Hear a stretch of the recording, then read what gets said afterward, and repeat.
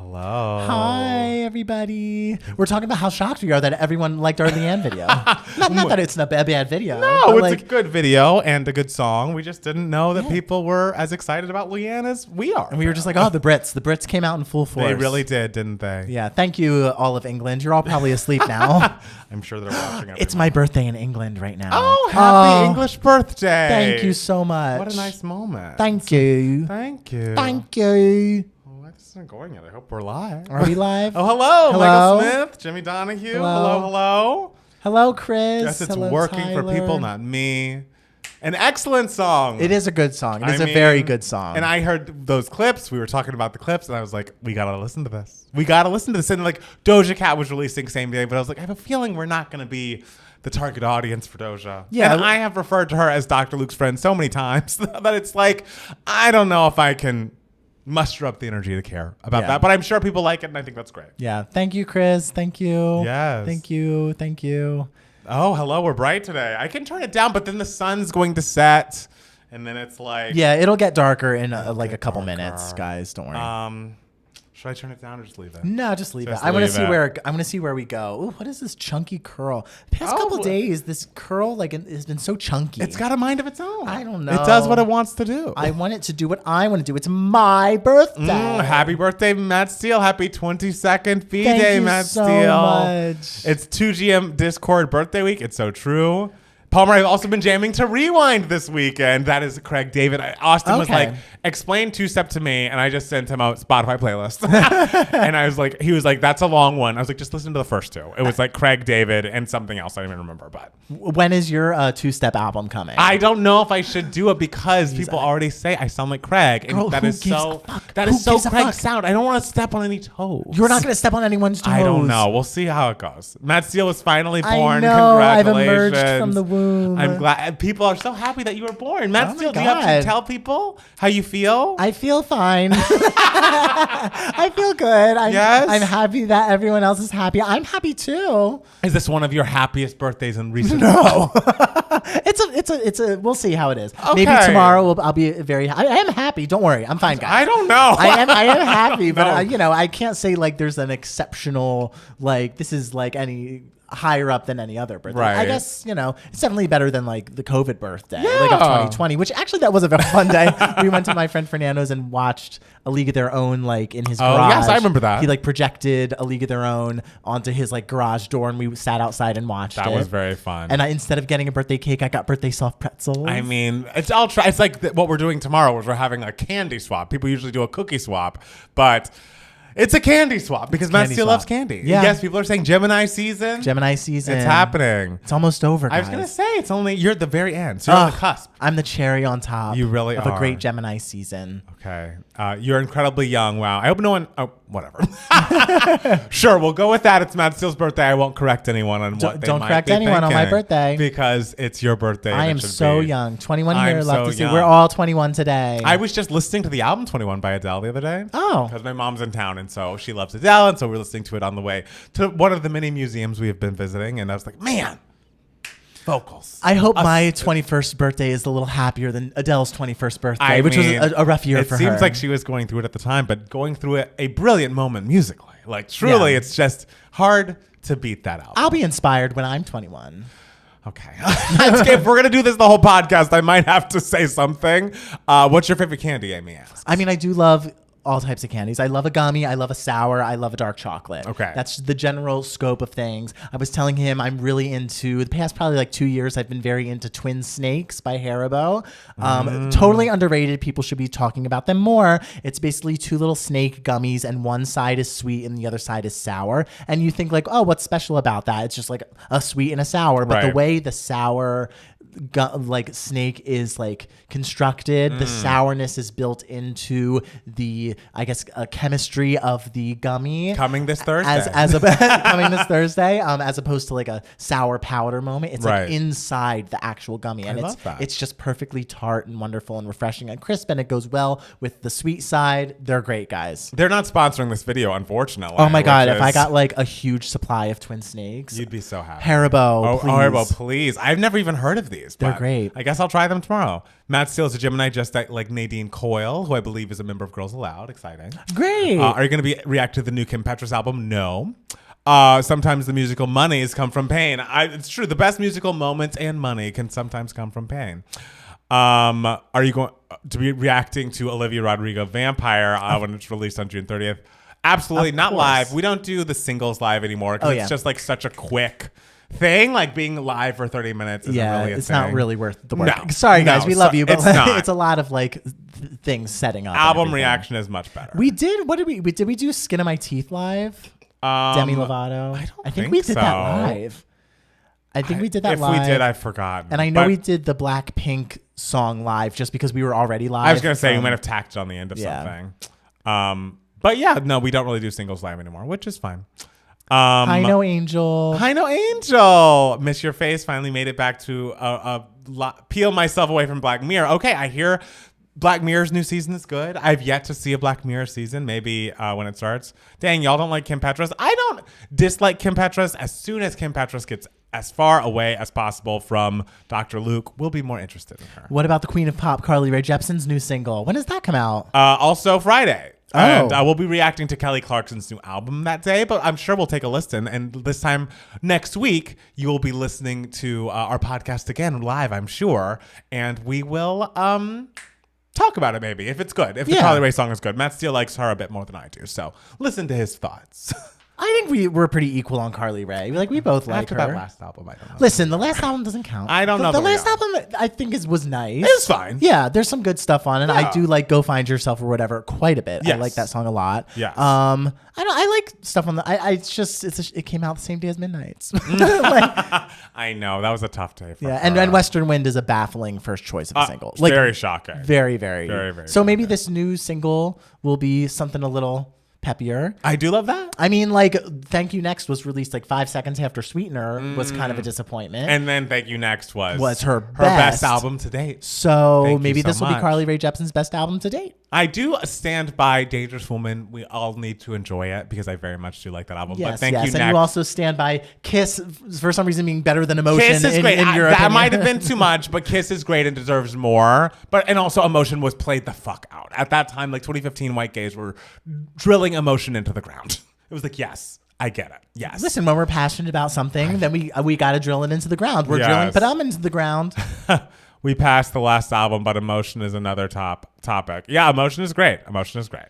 I just have to say, I saw Kimberly Akimbo yesterday, and my life has changed. Been playing The Inevitable Turn, and before I go and great cry, songs. truly amazing musical album of the year. It is. I mean, we'll see how I feel after Kelly, but man, oh man, what a fucking record. Did you guys listen to You're Losing Me from Taylor? Yes, I love it. I think it's excellent. He thinks it's good. I do think it's good. I we love have it. a request in to react to that. And so Oh, do we? We do very far into the patronage. So if you go to patreon.com/2gaymats, you might be able to see that because all our patron requested videos are going patron only. So soon we're going to revamp the Patreon on a new page, and you all should join if you want to see our reactions to the things that you request that we react to. Matt Steele, when are we going to see that jacket you bought a couple weeks ago that was absolutely perfect on you and was worth like $600? It wasn't a jacket, it was a sweatshirt. And so because summer is coming, I don't think we'll see it soon.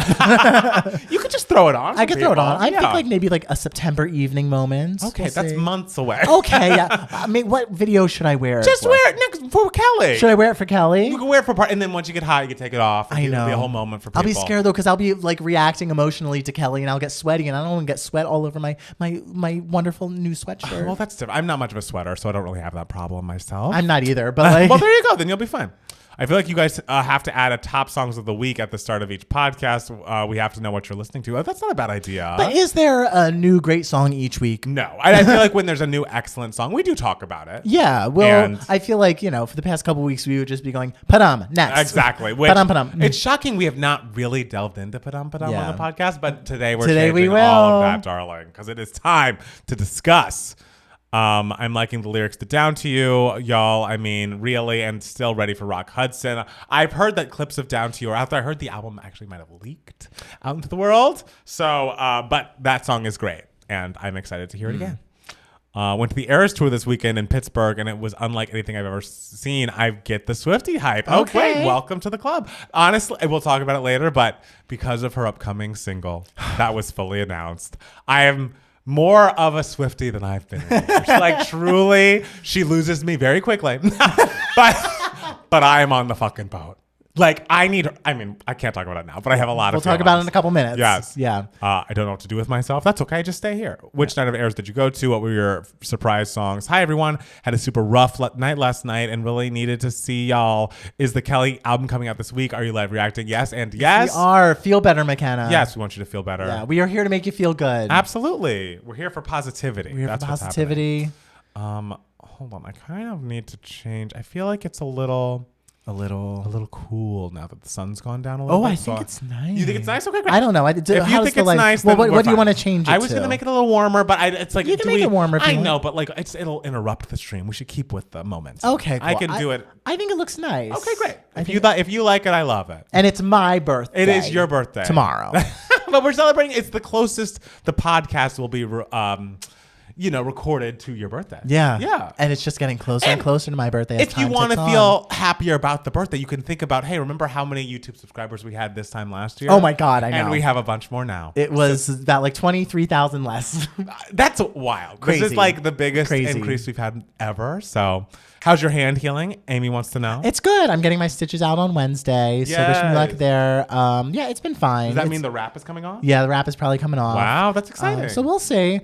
Does it hurt you at all right now? I will say the actual like wound doesn't hurt. I think the pain that I feel an occasional like pain, but I think it's more so because of like the tugging of the stitches. So I think once I get the stitches out, then you'll feel much better. I will say also on that image, it does look a lot cooler than here. That's what I'm saying. So that's fine. If it looks good streaming on the iPad, then we love it. Yeah. We need a Kylie Minogue deep dive divas. I think we do have a review of a couple of Kylie albums that are patron only. There's a patron only video of that. We did a patron only video talking about what's it called?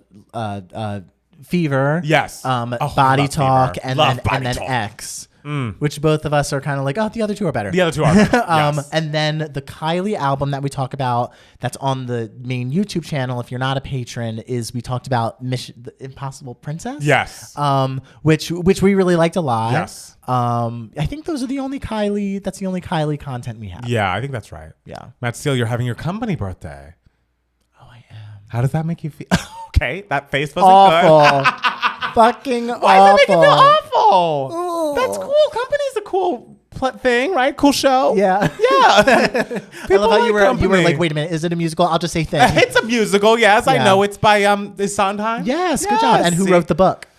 Many people write books. George Firth wrote the book. There was no way I was going to know that. Okay, well, now you do. Now I do. Now you do. I listened to Hold the Girl last night and absolutely back on obsessing over Rena. What songs have you gone back to and listened to on that album? What was it Freak something? Frankenstein? Well, Frankenstein is objectively like excellent.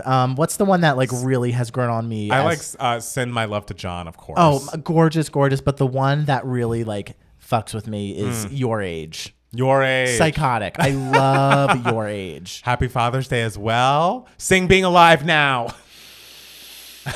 He's inhaling, guys. Somebody hold me too close. Yes. We love Somebody heard me too deep. That's it. I'm done. Stunning. I know. I'd rather like be like one of the voices in the background being like, one something, Bobby, one something. Like those roles are more fun. Okay. Bobby, I don't ever need to play Bobby. Is he boring to you? No, I would rather play Amy. Okay. Or I would love to play Marta, but like I don't think anyone sees me as a Marta. I would love to play Marta though. What's Marta like? Marta, she sings Another 100 People. She's fucking rad. Okay. I would love to play her, but I think people see me as more of an Amy. Okay. It could happen. How do I change that? How do I change the public's perception of me as more of a Marta than an Amy? That's a great question. Hopefully we can figure it out tonight. Mamas and Michael are here. Oh, hi. Hello, family. Matt Palmer. Oh, Speak Now Taylor's version. Yes, it's coming.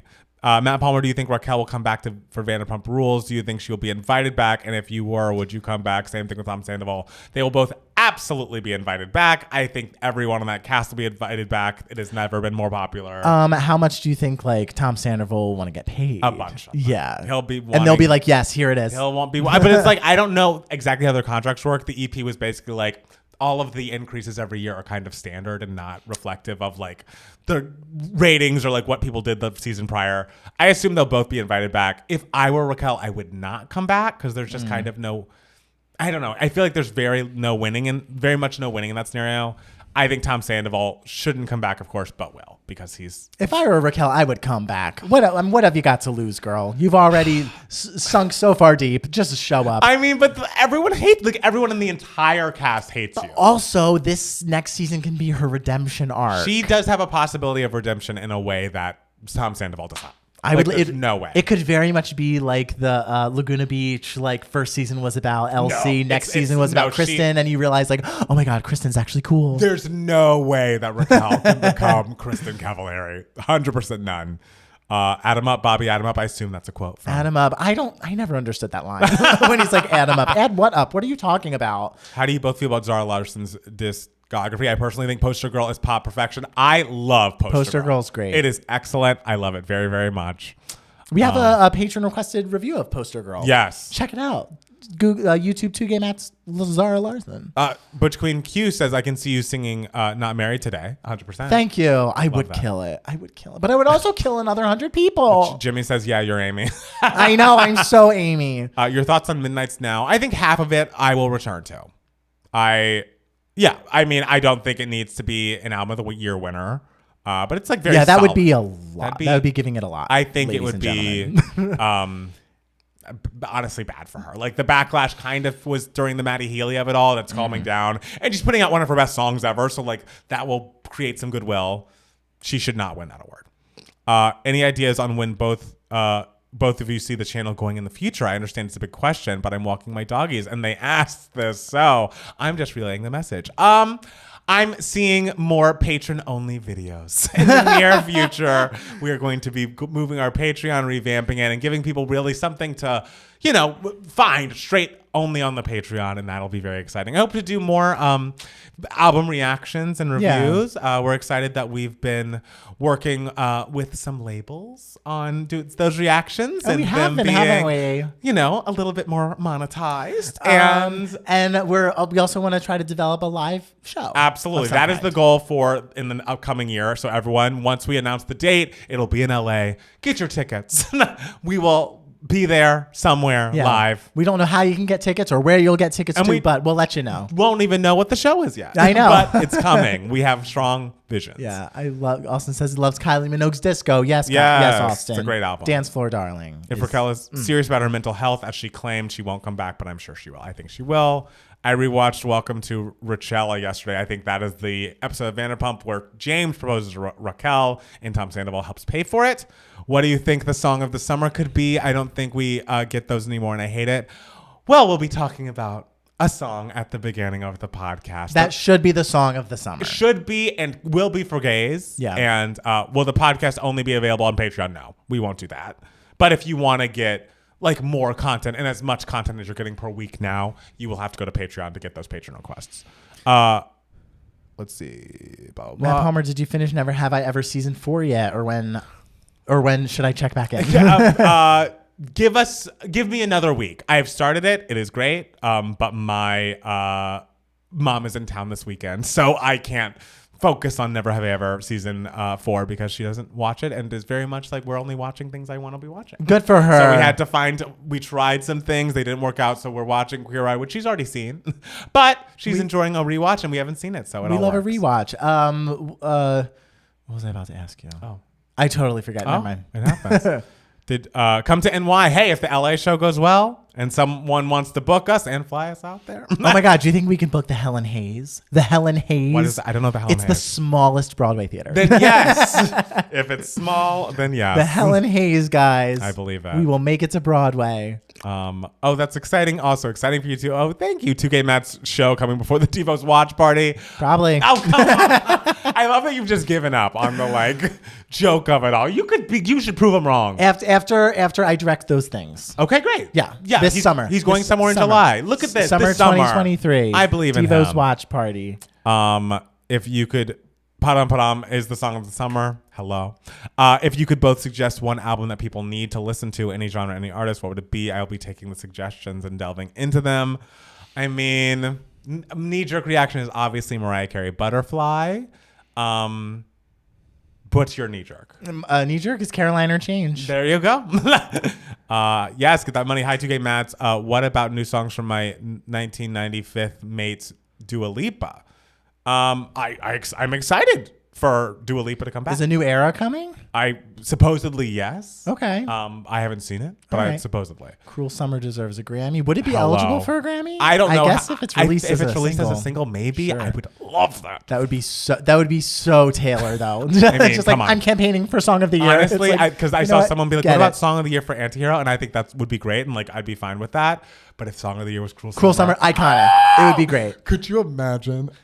Steele, is Big Brother a shortened season this year or just starting later? It's just starting later, and it's actually an elongated season. So it's the opposite. It's gone back to 99 days this year. That's a long time. It was 99 days, seasons 16 to 19 or 20-ish, and then they started cutting it down. Or I think they started cutting it down the COVID year, so starting at season 22 back to 80-something days, which was much better. Right. But this year it's extended back to 99 days, which is far too I was long. gonna say, don't you think it should be shorter? It needs to be shorter. But I guess CBS needs to fill out their fall. Right. And they can't have written things because the executives won't give their money, won't just meet the writers in the middle. But hopefully soon, Maurer Production presents 2K Maps at the Kelsey Theater. That's the theater where I used to do community theater. Oh, love that. And Maurer Productions is one of the theater companies. Oh, great. That shows there. Thanksgiving Play just closed last week, so the Helen Hayes is vacant. Hey. Hi, Ottavio. Hi, boys. How's the hand holding up? He's doing well with it.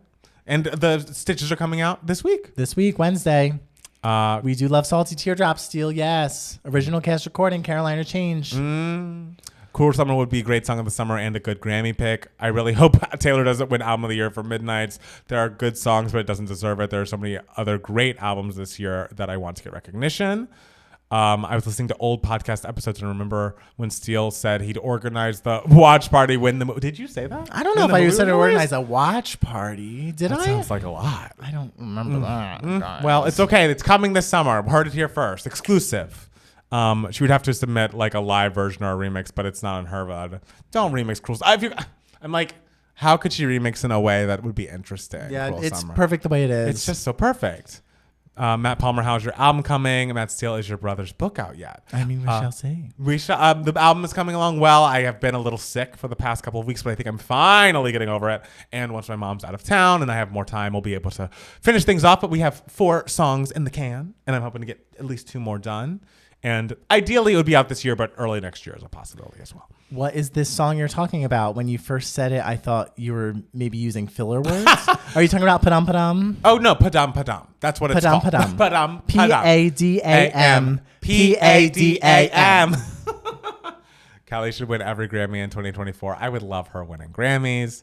Bloody Mary and Cruel Summer getting their dues finally. That's the thing. As much as the music industry and people in general want to shit on TikTok, the good thing TikTok has given us is the ability for songs that deserve it to have their fucking moment. Yeah. Do you think Cruel Summer is her best pop song? I mean, I think it's up. It's we shouldn't one talk of about them. it yet. It's up. It's up there with Blank Space.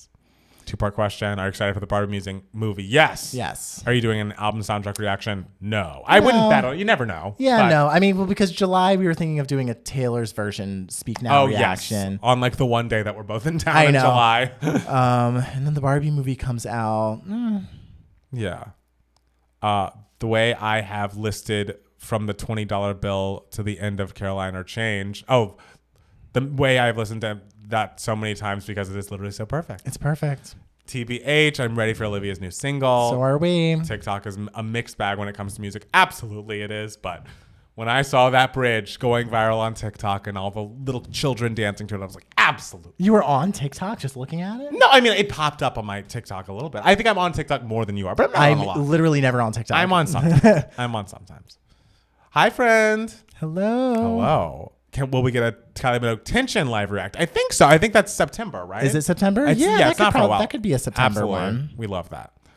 Thank you for spelling that out. Google thought I was saying, but I am. But I am. That's fun. That's funny. I mean, are there other great albums this year? I think if Taylor wins it, it will be because it was a weak year in music. I mean, I think Austin is rooting for SZA. That'd be very cool for SZA to win Album of the Year. I also think it would be good for the Grammys to award a non-white person in that category sooner rather than later. So if it says that, even though that's not my favorite SZA record, I would be happy. I love Padam Padam, but I low-key wish it was Britney. We'll talk about it, but it's very Britney. I mean, like if Kylie got Britney on the remix. We'll talk about that. We'll talk about that. We'll come up with strategy for Miss Kylie Minogue. I've pre-ordered Adina's new album, Love. Yes, that's exciting. Let's be real. SZA scooping up those awards, not Taylor, unless she's up to her old tricks. What tricks could she really pull for the Grammys, though? Like she can't like bribe everyone into voting for her. I mean, she could. She has the money, but I don't believe she would do that. Leanne has me in a chokehold. That song is great. It's great. I had a feeling it would be. And I'm glad we listened to it, that we reacted to it. I am too. Olivia Rodrigo up against Taylor Swift, assuming Olivia's second album comes out this year. Which do you think would win? Probably neither. I mean, we don't know what Olivia's album is. Yeah, Olivia's would come out. I mean, if Olivia's comes out in like what, October is the cutoff? I don't remember if it's October or end of September. Okay. But it would need to come out before then. I think it is early to give Olivia one, and I don't think Taylor needs one for this album. Yeah. So if neither of them won, that would be okay. TikTok is app crack. You could spend hours just scrolling and not even realize it. I mean, that's true, and that's how they get you. That's why all the other apps are trying to do a TikTok-esque thing, including Spotify. That's why just don't start. I am Barbara Bush. I am like, just say no. Just don't start. That's the only way. We just shouldn't start. Yeah. But you know what? We should start the podcast. I guess. I figured that would be a good segue. I think it's a great segue. Thank you. I am a live entertainer. You really are. I will be live so soon. Oh my God. I can't. The thing is, I feel like you're more excited about that live show than. I don't know why you're so worried about it. I think it's scary. Like the idea of sitting on stage and doing whatever. I don't know. It just scares me more than it's. I mean, obviously you went to school for live performing. Sure. But it just is a scary concept. Yes, but you're a natural at it. I am a natural, but I like it in front of a camera where there's like a separation between church and stage. Sure, you know? But it's also like if like something is boring or bad here, then like we can't edit the live. That's true. But the thing is, like, if we do like a live show for like a house of like, I don't know, 50. Yeah. Like if something's bad, who's gonna see it? Who's gonna see it except for those 50? They might tell people. We'll have to kill them. We'll just kill them. We'll just kill people at the end of the show. Yeah, we'll be like, oh, this one was bad. None of you can survive. Early for Olivia. Yes, Austin. She doesn't need a album of the year Grammy on her second album. Unless it's Fearless level. Unless it's phenomenal. And maybe it will be. Yeah, but if it's, sour level, which was great, then no, she should not win album of the year. Okay. All right? Okay. All right? I'm saying it. You're saying that. I love you're saying that like before you hit record. Exactly. No one's going to hear it, but I said it. And that's what's important. Hello. Happy Father's Day. And happy almost Matt Steele's birthday. Oh, guys, this is so fitting because this is my last day before I am officially a daddy. Oh. Before I reach daddy age. I love that you've decided what the age daddy is or what age you will be identifying as a daddy. So if there were a person hitting on you and they referred to you as daddy, would you stay in the interaction? Well, look, I always try to stay in character because I'm a professional actor and I have my BFA in that. So like I would, thank you. I mean, in the chat, they just told me it's my company birthday. That's coming true. Up. So, and that really made my heart stop for a second. I'm surprised you're repeating it on the podcast because people could very clearly look up what age that is. I know. Well, the thing is that would get people who don't know what company is to look up company and explore musical theater. And that's what Two Gay Mats is all about. Look at you. I think you're so selfless, even on your birthday. Like, I know. Who's going to play you in the movie? Of what? Of your life. I will play my goddamn self. Didn't Fantasia have a Lifetime movie in which she played herself? And it was iconic. All right. Well, I can't wait for your Lifetime film where you're playing yourself. I'll watch. I'll even DVR it. Thank you. I can't wait until I get acting work again as well. Thank you. What a birthday mood you're in. Okay, do you want to start? Sure. Okay. Hi, everybody. Welcome back to another Two Gay Mats podcast. It is Matt Steele. And it's Matt Palmer. And we are coming at you live on Father's Day 2023. We just celebrated the men in our lives. We and did. We are also celebrating the fact that it is the day before my birth. It is the day before your birthday. You've been Birthday, born. yes. Luckily, I think it'd be very sad if you had not been born yet, and then we would not have Two Gay Mats. Oh, my God. Or I'd be doing it with Matt Bridges. Yeah, but if I wasn't even born yet, imagine how good I'd look. You would look amazing. The fetus me was so much younger looking than I already look now. I think that is true for everyone, that people were much younger looking when they were fetuses. God, I was such a cute fetus. All right. How are you, Matt Steele? How was your week, Ben? My week was good. Yes. What did I do? Matt. Speaking of Matt Bridges, who you were talking about, my king. Yeah, he came in down to see Mariah at Pride, and Yes, so he did. I got to see him. I got to hang out with him a couple days. We went candy shopping. Yeah, of course. As one does. As one does. He got me candy for my birthday because I told him, I was like, oh, for my birthday, I'm gonna have a candy potluck party where people are gonna come and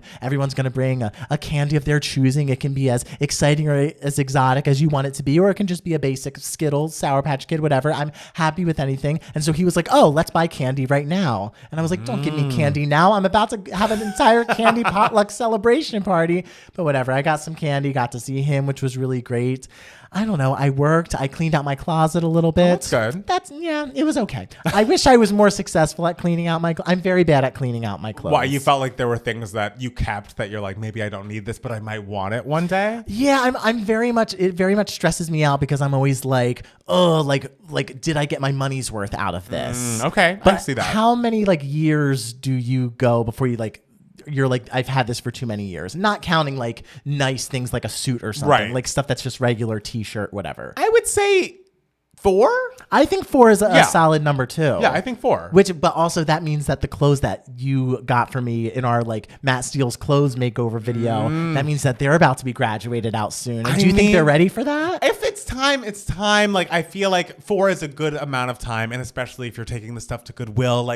We're not team fast fashion in any way, but sometimes you do buy something cheap. But if you wear it enough, it makes me feel a little bit better about having gone the fast fashion route. Yeah, absolutely. So yeah, I think 4 years is a good time. And if things are truly falling apart or have holes in them, then of course it's time to let them go. Nothing I have is falling apart. I take care of my shit. That's beautiful. I feel like I'm getting holes in many socks, hence why I had to have a new sock order recently. Oh, yeah, my socks are getting fucked as time goes on. I need to do an overhaul of socks. Yes, that was a big move for me. But yeah, that sounds like a good weekend. Oh my God, I really am becoming a daddy because I'm sitting here talking about oh, there's holes in my socks. Hey. You gotta get rid of them. I mean, at least that's what you're doing. You're a responsible daddy, and that's what people want. I guess, but I want to be a hot daddy. Well, you'll be that too. Okay, when? Okay, tomorrow. Okay. Matt Palmer, how was your week? My week has been very good. I've been, again, very busy with day job work, which is crazy, but I think the biggest and worst part of it is over now, and so that's good. And then Thursday, after I went to your house to film a couple videos,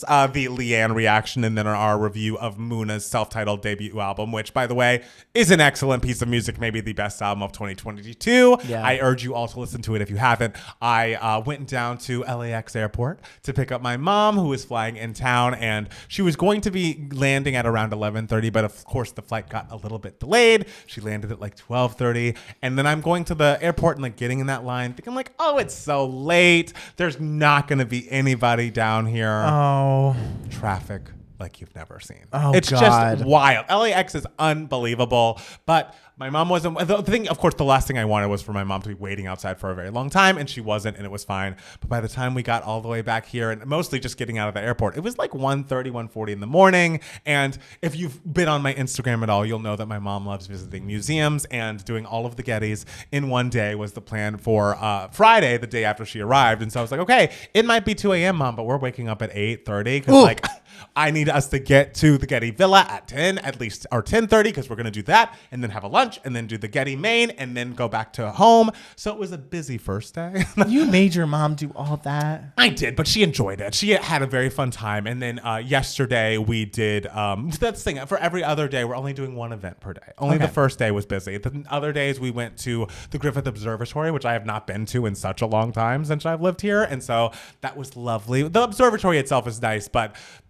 like looking out on all of Los Angeles. It's just a beautiful place to do just that. And so that was fun. It was my mom, Jackson, and I. And then today we went to Huntington Gardens with Jackson and his sister and her husband. And so we all walked around and saw kind of the more deserty side of the Huntington Garden. Last time we were there, we were more on the Asian side of things. So it was nice to see a different part of the garden. We ate some lunch, came back here, people lied down. I cut my hair and prep for the podcast, and now I'm here now. It looks great. Thank you. I do that every time the day we record. Really? I cut my hair on Sundays and Thursdays before I see you because I'm like, gotta have the hair looking okay. You gotta look fresh. Gotta look fresh for the people. That'd be upsetting if I didn't. Oh my God. I know. I think you should like grow it out, see what happens. And No. people will be like, what is happening? My answer is no. Okay. All right. Fair. That's like when people are like, Matt Steele, you should grow some Yes. facial hair. And I'm just like, the answer is no. It is the moment that you grow facial. Well, not even that. If you grew facial hair, I still wouldn't do it.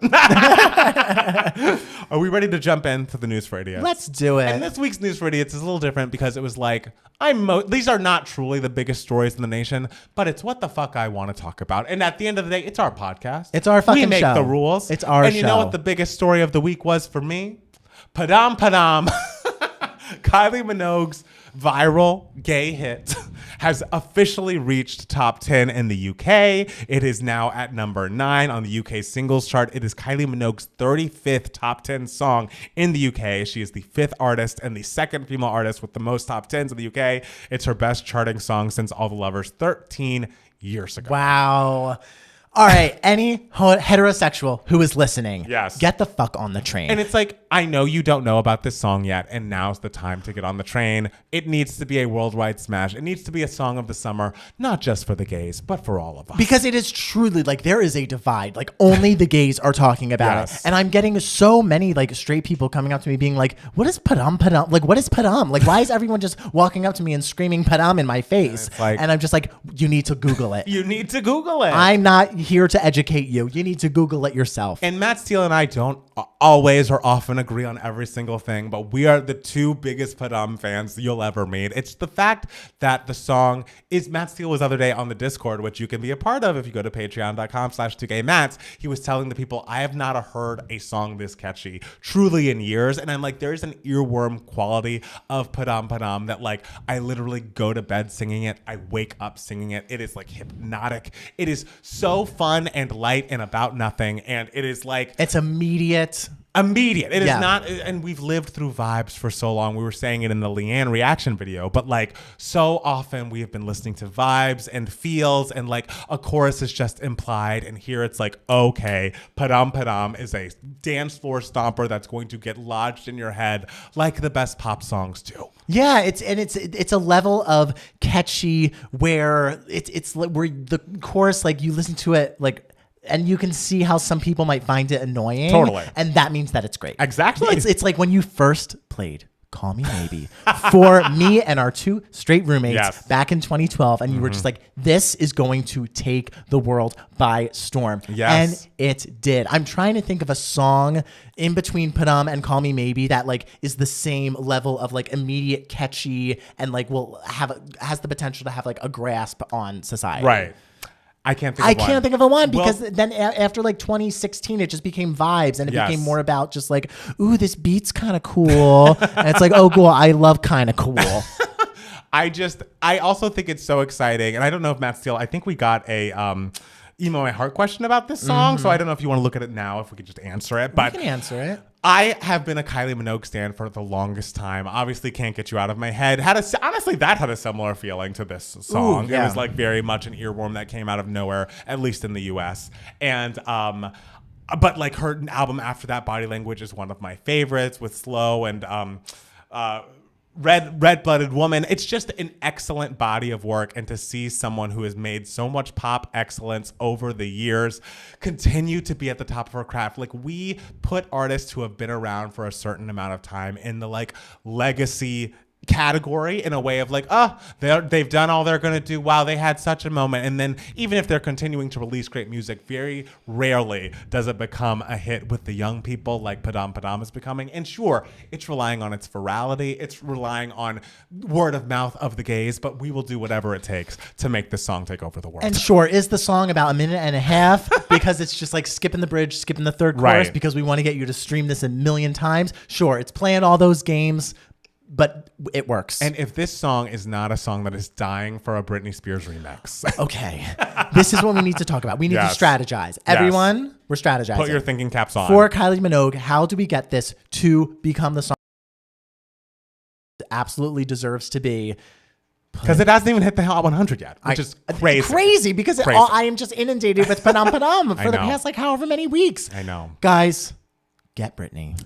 Get Britney. Put her on the second verse, half of the second verse. Who cares? Get her to whisper some Padams in the background and have them play in the background. Padam Padam featuring Britney Spears. And because can be a hit. She won't be in the video, but she was on that Elton John song. Yeah. And I feel like she has loved Kylie Minogue. I feel like Breathe on Me, she would always, it definitely feels like a Kylie Minogue jam. A lot of the more like mid-tempo electronic inspired songs on In the Zone felt very Kylie Minogue. And I feel like that was purposeful. So I feel in my heart of hearts that Britney's a fan. Give her a call. She knows that this is another legend, another icon who deserves her vocal just for 45 seconds of the 2-minute song. And the two fandoms that would become so happy. Like you could get Kylie another number one. You can get Britney another number. Like, let's go. This is our mission for the summer. Please. Kylie, if you're watching, Britney, if you're watching, if anyone is related to them. They have to know. They must know. They must talks know. are already going on.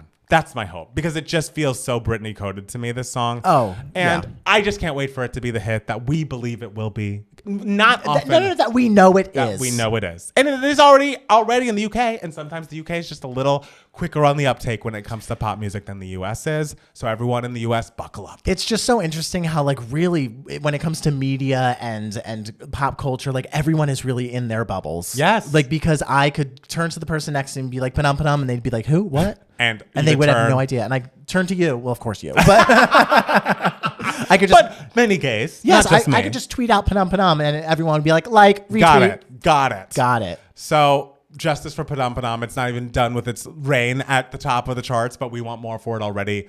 We're manifesting this. This is what people do in 2023. They manifest. This is where all my manifestation is going currently. But speaking of excellent songs that are finally getting their due. Oh, God. Taylor has announced, and the thing is, we saw it online and we didn't know if it was true. It was announced on one of the forums that I go to, that Cruel Summer from Lover, Taylor Swift's 2019 record that predated Folklore and Evermore and Midnights, was going to radio on June 20th, the day after your birthday, the day after Juneteenth. So June 19th, great day for both of us, must say. I mean, of course, everyone already knew this. We do know that.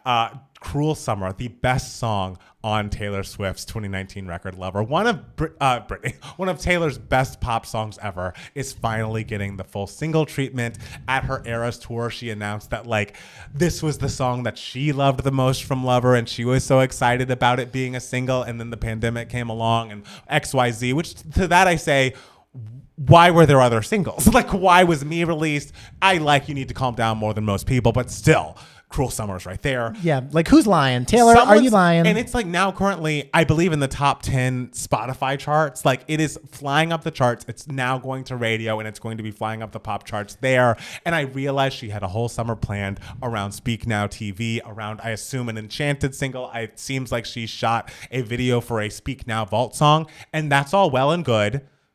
Put it all to the side.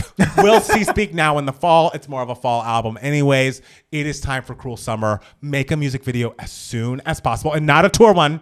I want a real video. This isn't New Romantics, okay? Yeah. Get Jake Nava on the line. We need to make this a full-fledged release because it is deserving of being one of her biggest songs. And it was like when she made All Too Well, the 10-minute version, and when it finally came out and went to number one, it was like, these are the kind of songs that should be Taylor's number ones. You know what I'm saying? Yeah, and it's so interesting because it's like Cruel Summer's probably the best, in my opinion, the best song on Lover. Yes. And so it's like, why is it the fifth single? Right. But years later, well, we know why years later, because the pandemic happened, and then she was like, oh, let me like go into a hole and have reverb all over my voice for a little while. But it's the same as like 1989. It's just like, oh, when is Out of the Woods being? Oh, it's the fifth single? Right. How dare you? But I'm happy it's here. And part of me is like, maybe she's doing that so that like around Grammy voting time, she can have like an excellent song on the radio. And to that I say, I understand. But let's just lead with our best, right? Yeah. Like, let's just not have the best song be single number 1 or 2. That's all I'm asking. And then we can do our third best song as the Grammy one. Like people should have heard this song by now, but the moment that bridge was starting to trend on TikTok and I was seeing the youth dance to like a sped up version of it, I was like, is this really happening? Oh, yeah. And when Taylor sees a trend, she goes. Absolutely. She goes with it. And so, listen, we shouldn't dwell on the past. No. We've all made mistakes in our lives. We all need to atone for our sins. Yes. And this is Taylor. She's putting it out there now. So I'm happy that it's happening now. We're finally able to right the wrongs of Cruel Summer not being a giant hit. And I love that it's becoming official. She's really on board with it. And I can't wait to see what the song does because, man, this doesn't happen to artists often. No. Where a song that should have had a moment finally gets it. And this is, as much as I loved, like, for example, when Mariah's It's a Rap went viral, that would not have been the song I would have picked for Mariah to have an unreleased song go viral. It's good, and she did a great job of it at Pride, but this is exactly the song I would have picked for Taylor Swift. And for a song of hers from the past to go viral, this is the most deserving. The stars have really aligned. And I've said it a million times on this podcast. Y'all know what I'm going to say. Justice for Lover. Justice for Lover. Lover's number one fan. You know I am the biggest Lover stan. And we all know I have my feelings of Taylor. I'm sometimes on the train, sometimes off the train. It really changes with the wind. But for this entire Cruel Summer era, unless she does something that bothers me, I'm a Swiftie. Okay, yes. All right? We'll see how long it lasts. I can blow it. This is not like my lambdom, which is unshakable. So I can blow along with the wind here. But right now, I'm Team Taylor in a way I have not been in years. All right. Truly. Not since she's, gone to the woods have I been this excited about her. So thank the world for Cruel Summer. This news story is another example of something I want to talk about. I meant to talk about it last week and didn't. Yeah, and when I saw it in the headline of the live, I was like, oh, we're going to talk about this now? Yes, we are. All right. I want the Apple Vision Pros, okay? If people don't know, Apple had announced the Apple Vision Pro along with their, big WWDC. I think they're kind of their conference announcing their upcoming iOS releases and upcoming products. And the Apple Vision Pro is essentially a VR headset that they're calling a spatial computer. Did you watch the video on the Apple Vision Pro? I didn't watch the video, no, but I've seen like the little clips of it. The little clips where people are wearing it and they can kind of see through it, but like the whole apps are sitting right there. Oh, only kind of see through it. Yeah, well, you kind of see, like, I would be seeing what was behind us now, but I'd also be seeing like as much of an opacity version of like the apps I would want to see and want to play with. I could go to my text messages. I control it all with my eyes. I don't have any hand controllers. I just move things with my fingers. If I wanted to watch an entire movie and like black out the rest of the world so I couldn't see everything and feel like I was on the beach watching a film in giant quality, I'd be able to do just that. I want this so badly. And it's $1 million. Like, it's truly so much more than any product that Apple releases for like general consumption should ever be. It was called, a rich person's toy, which I hear, and I want to be rich enough for it to be my Listen, toy. Rich people need toys too. We do. Yeah. And I don't know if I would call myself rich yet, but I will be rich enough for that fucking thing soon enough. Will you be dipping into your savings for that thing? I can't I don't dip into my savings for anything. I could set up a new savings specifically for the Apple Vision Pros, which I could do. I also we're revamping the Patreon. Maybe I just have an Apple Vision Pro layer, and if there's a rich fan who wants to, pay $7,000 for both of us to get one, then I would say thank you to that fan. Okay, well, the problem is I can't think of anything I want less. Why do you say that? I can't even wear sunglasses because the idea, I've never had a sip of alcohol in my life. I would never had any interest in doing any type of drugs because my thoughts on like the distortion of the things around you and seeing things differently from how they actually are. This sounds like my absolute hell. You will never get me in a fucking Oculus or whatever the fuck. You will never get me in a VR, anything, nothing. I don't want it. I'm glad that other people do. I'm glad you're having fun,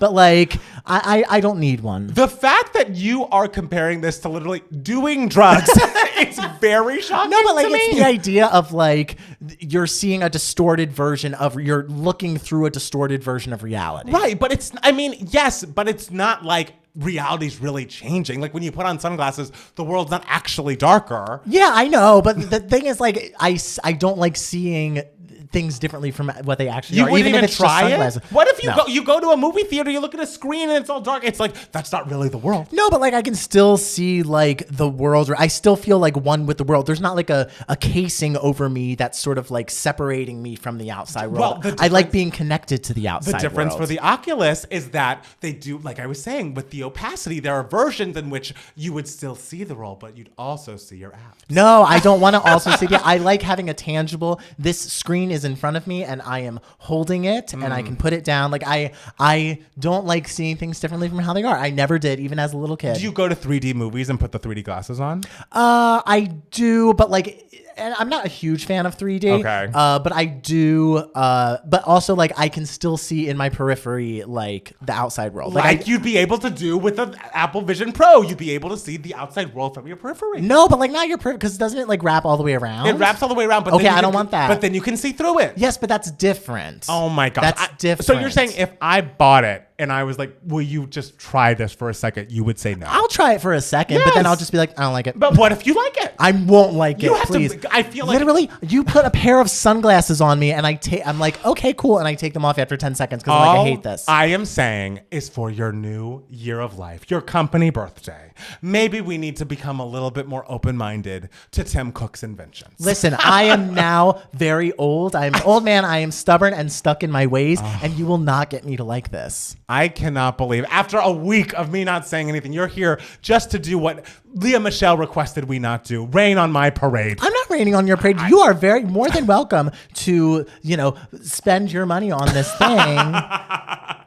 What if you wear glasses? A question in the chat. I believe there is a version, like you can have the glasses in there and they'll stretch around. I'm not 100% sure, but don't worry. I'll buy them one day and we'll practice with Jackson. He wears glasses. We'll practice with Jackson. Jackson will be the guinea pig. He's not thrilled about this either, but I buy what I buy. Ideally, I will hold off until a few more iterations of it because it's a very new product. It's going to get perfected in a couple of versions. There will be sleeker versions. It's not very cute right now. It's not the cutest, chicest I thing. didn't think it was cute until I watched the video, and then I was like, it's kind of cute. It's kind of cute. Yeah. So I can't wait for them, and but they might give me migraines, and if they do, we'll have to go to Lady Gaga, who has debuted a migraine pill partnership.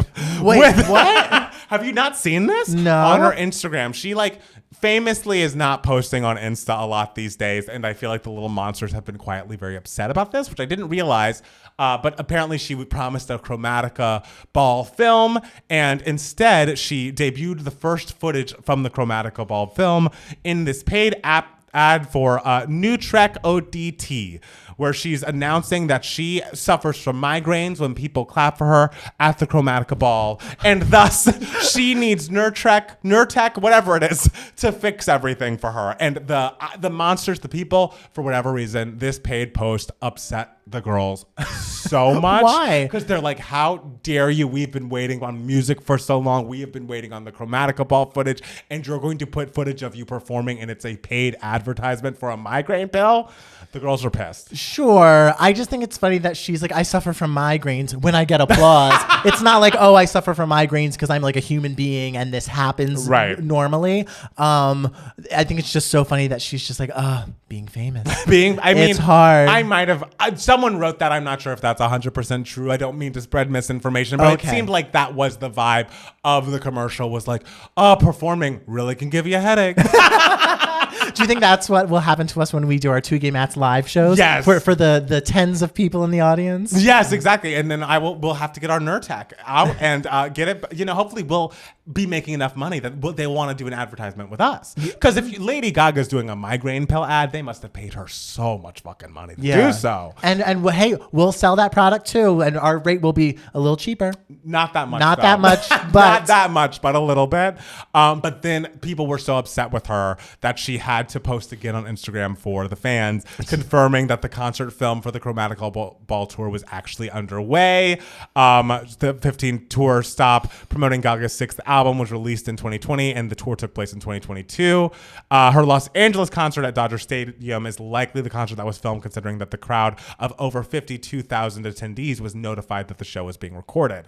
So it's apparently she's like took a picture of her in the editing bay finalizing the film, and she's like, I know I haven't been on here as much, my life is more private than it has been, but I've always loved you, I always will love you. There's new music coming for a special product. Is it another migraine ad? Who knows? But there is music coming. She promised the Joker 2 is coming. She's been working on that. I do think as much as I give a dig or two to Miss Gaga, I do think that the fandom should leave her alone a little bit. Like, she is no longer, like, I feel like it was like the 15-year anniversary of the fame, and so I was seeing all these videos of Lady Gaga performing at like Six Flags and like on the hills and in random parking lots when she was starting out, and I feel like people still want her to have that passion and drive for music. And as much as I'm sure she does have passion and drive for music, she doesn't have to do that shit. Like, if she chose how her career went at that very moment, she would not have gone every second of the day to be performing and promoting just so she become famous.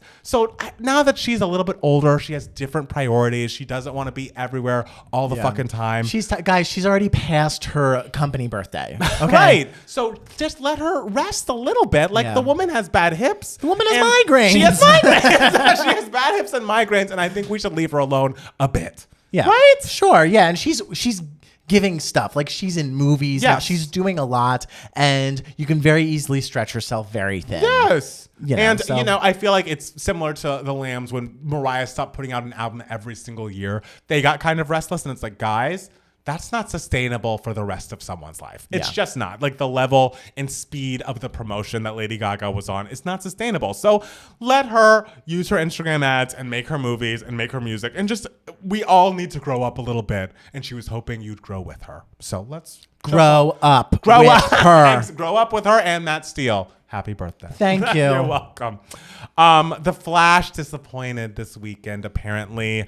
It has a $55 million debut, and Pixar's Elemental did not do great with a $29.5 million debut. So last week we were talking about how, Ezra Miller, if there was a sequel to The Flash, was not going to be recast, and the director loved him, XYZ. Well, now we don't have to worry about that. Yeah. Because it doesn't seem like that sequel is going to happen. So, and it's a shame about Elemental because I hear it's excellent. Oh, really? Like, I hear it's fantastic. Oh, maybe I should watch it. Yeah, I hear it's really great. Okay. I think it's very interesting how, I haven't seen a new Pixar movie in quite a while, I have to say. But I feel like after the pandemic, like, Pixar movies, like, people aren't like rushing out to see them like they once were pre-pandemic. And I wonder why Pixar movies specifically. I think people just assume they're gonna be on Disney Plus in no time. Sure. It was like when we were in the pandemic, and was it Luca that came out? Did that come out during the pandemic? It was like, it was Soul, it was Luca. Yes, and I remember watching them. Lightyear came out after the pandemic. That I remember, box office wise, disappointed. Didn't do so well. And I feel like, at least for me, I almost imagine Pixar movies at home now. So maybe that trajectory has changed people's minds about like when and how they need to see these films. But if it's excellent, then we should be supporting it. And I did see something pretty funny where they announced like a character who has 2 lines as like the first non-binary Pixar character, and there's a storyline on the other 2 where Carrie is said that he is the first gay person, and I don't know if it was a Disney Pixar something, but something like that. And it's like, sure, he's a blob of snot. And like, he's made up of dust particles and snot, but he's gay. And you can tell because he's in bed with another particle of blob and snot. Like, it's because just like particle blobs of snot can only be men. Absolutely. Yeah. Apparently, if he was straight, the blob would be attracted to human women. That was the storyline on the other 2 in an excellent episode. So the fact that this is happening in real time, it's like they also made a joke about a live action Bambi movie, and that has just been greenlit. I believe that's coming soon. Coming soon, directed by Sarah Polley, a recent Oscar winner for the screenplay for Women Talking. Oh, well, thank you, Sarah Polley. Can't wait to see it. Can't wait to see it. Did you hear that the Hollywood Foreign Press Association is disbanding?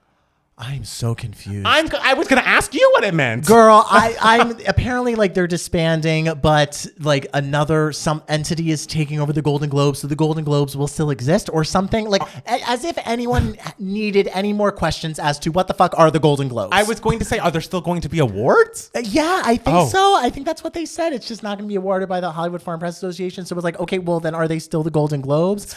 I don't get it. It's a mess. I love it. It's a mess. I'm so confused. I mean, it's kind of in keeping with the Golden Globes and HuffPo that this is happening in such a confusing manner. They've never been more relevant. They've never each year. It just makes sense. So congratulations to that racist group that's no longer a group. Will I be tuning into the Golden Globes next year? Absolutely. Of course you will. That is just for the jokes of just like, what is this? What is this? Apparently Heartstopper season 2 is coming out on August 3rd. And when I saw this announced, then they were like, you could see the first scene of Heartstopper season 2 right now. And before I watched it, I was like, are they just smiling at each other? And like in my head, I didn't say it in the Discord, but I was thinking, I bet it's over a big loud pop song. And it was. Oh, God. And it's like, of course we want gays in high school to have fun and to enjoy each other. But they were like sending each other Instagram messages of like, oh, I can't wait till we're kissing many times a day. And it's like, okay. I get it. It's heartwarming for people. And some people need that inner child healed from their high school experience. And I appreciate that. Yeah. I mean, if you don't want to sit through a euphoria where it's like, okay, this is really ridiculous and not believable, like, and you want something a little lighter and more realistic, but like, it's also a story, and stories have conflict. Like, that's literally something that happens in most things if you don't want to make, a music video / screensaver. But I'm open. I'm, of course, going to watch every episode, probably as soon as they're dropped. But, My acting teacher freshman year, Leroy Rogers, incredible actress. Yes. She would always tell us, she would just be like, a scene is not a scene until something has changed by the end of it. Like anything. And so if like nothing changes, then it's not a scene. It's just a bunch of people talking. I remember season 1, there was one scene where the curly haired boy couldn't find the straight haired boy, but at the end of the scene, he found him. That's really dramatic. It's really dramatic. He thought he'd left him at a party, but he didn't. It's rough out there for whenever. Have you ever been to a party when like the one person you're with can't find? I know. It truly does suck. That is it bad. really sucks. I feel like every week we're giving like another teaser of Olivia Rodrigo returning, but she's officially coming back June 30th. New single is entitled Vampire. The cover is out. It's black and white, kind of a profile shot, and she has purple band-aids on her neck. It's a lovely lavender. Oh yes, it is a very pretty lavender. And it works with the gray. I think it's an interesting visual. Yes. I'm into it. Didn't someone say that it's going to be like a darker pop sound? That's what I heard, but I don't know that she has said that, so I'm going to reserve my opinions until I hear that. Okay. A darker pop sound made me a little nervous, I will say. I will say so too. I think we should just be improving on what we were doing initially and like making it more unique and not trying to like veer into darkness. Yeah, because when I hear darker pop sound, I either think of Fame Monster, which of course is brilliant, or I think of like Billie Eilish, which is also like excellent. Right. But I don't know if that's Olivia Rodrigo per se. Like I think Olivia Rodrigo should focus on carving like her own road. Yes. And I'm not saying that she's not going to. Yeah. I have no idea what this is going to sound like, but I'm excited to see. I do like the visual. Yeah, the visual is very cute. Yeah. I like that single cover very much. Yeah, and she's a great writer, so I'm excited to hear what happens. Absolutely. Kesha has landed a major victory in the defamation battle against Dr. Luke.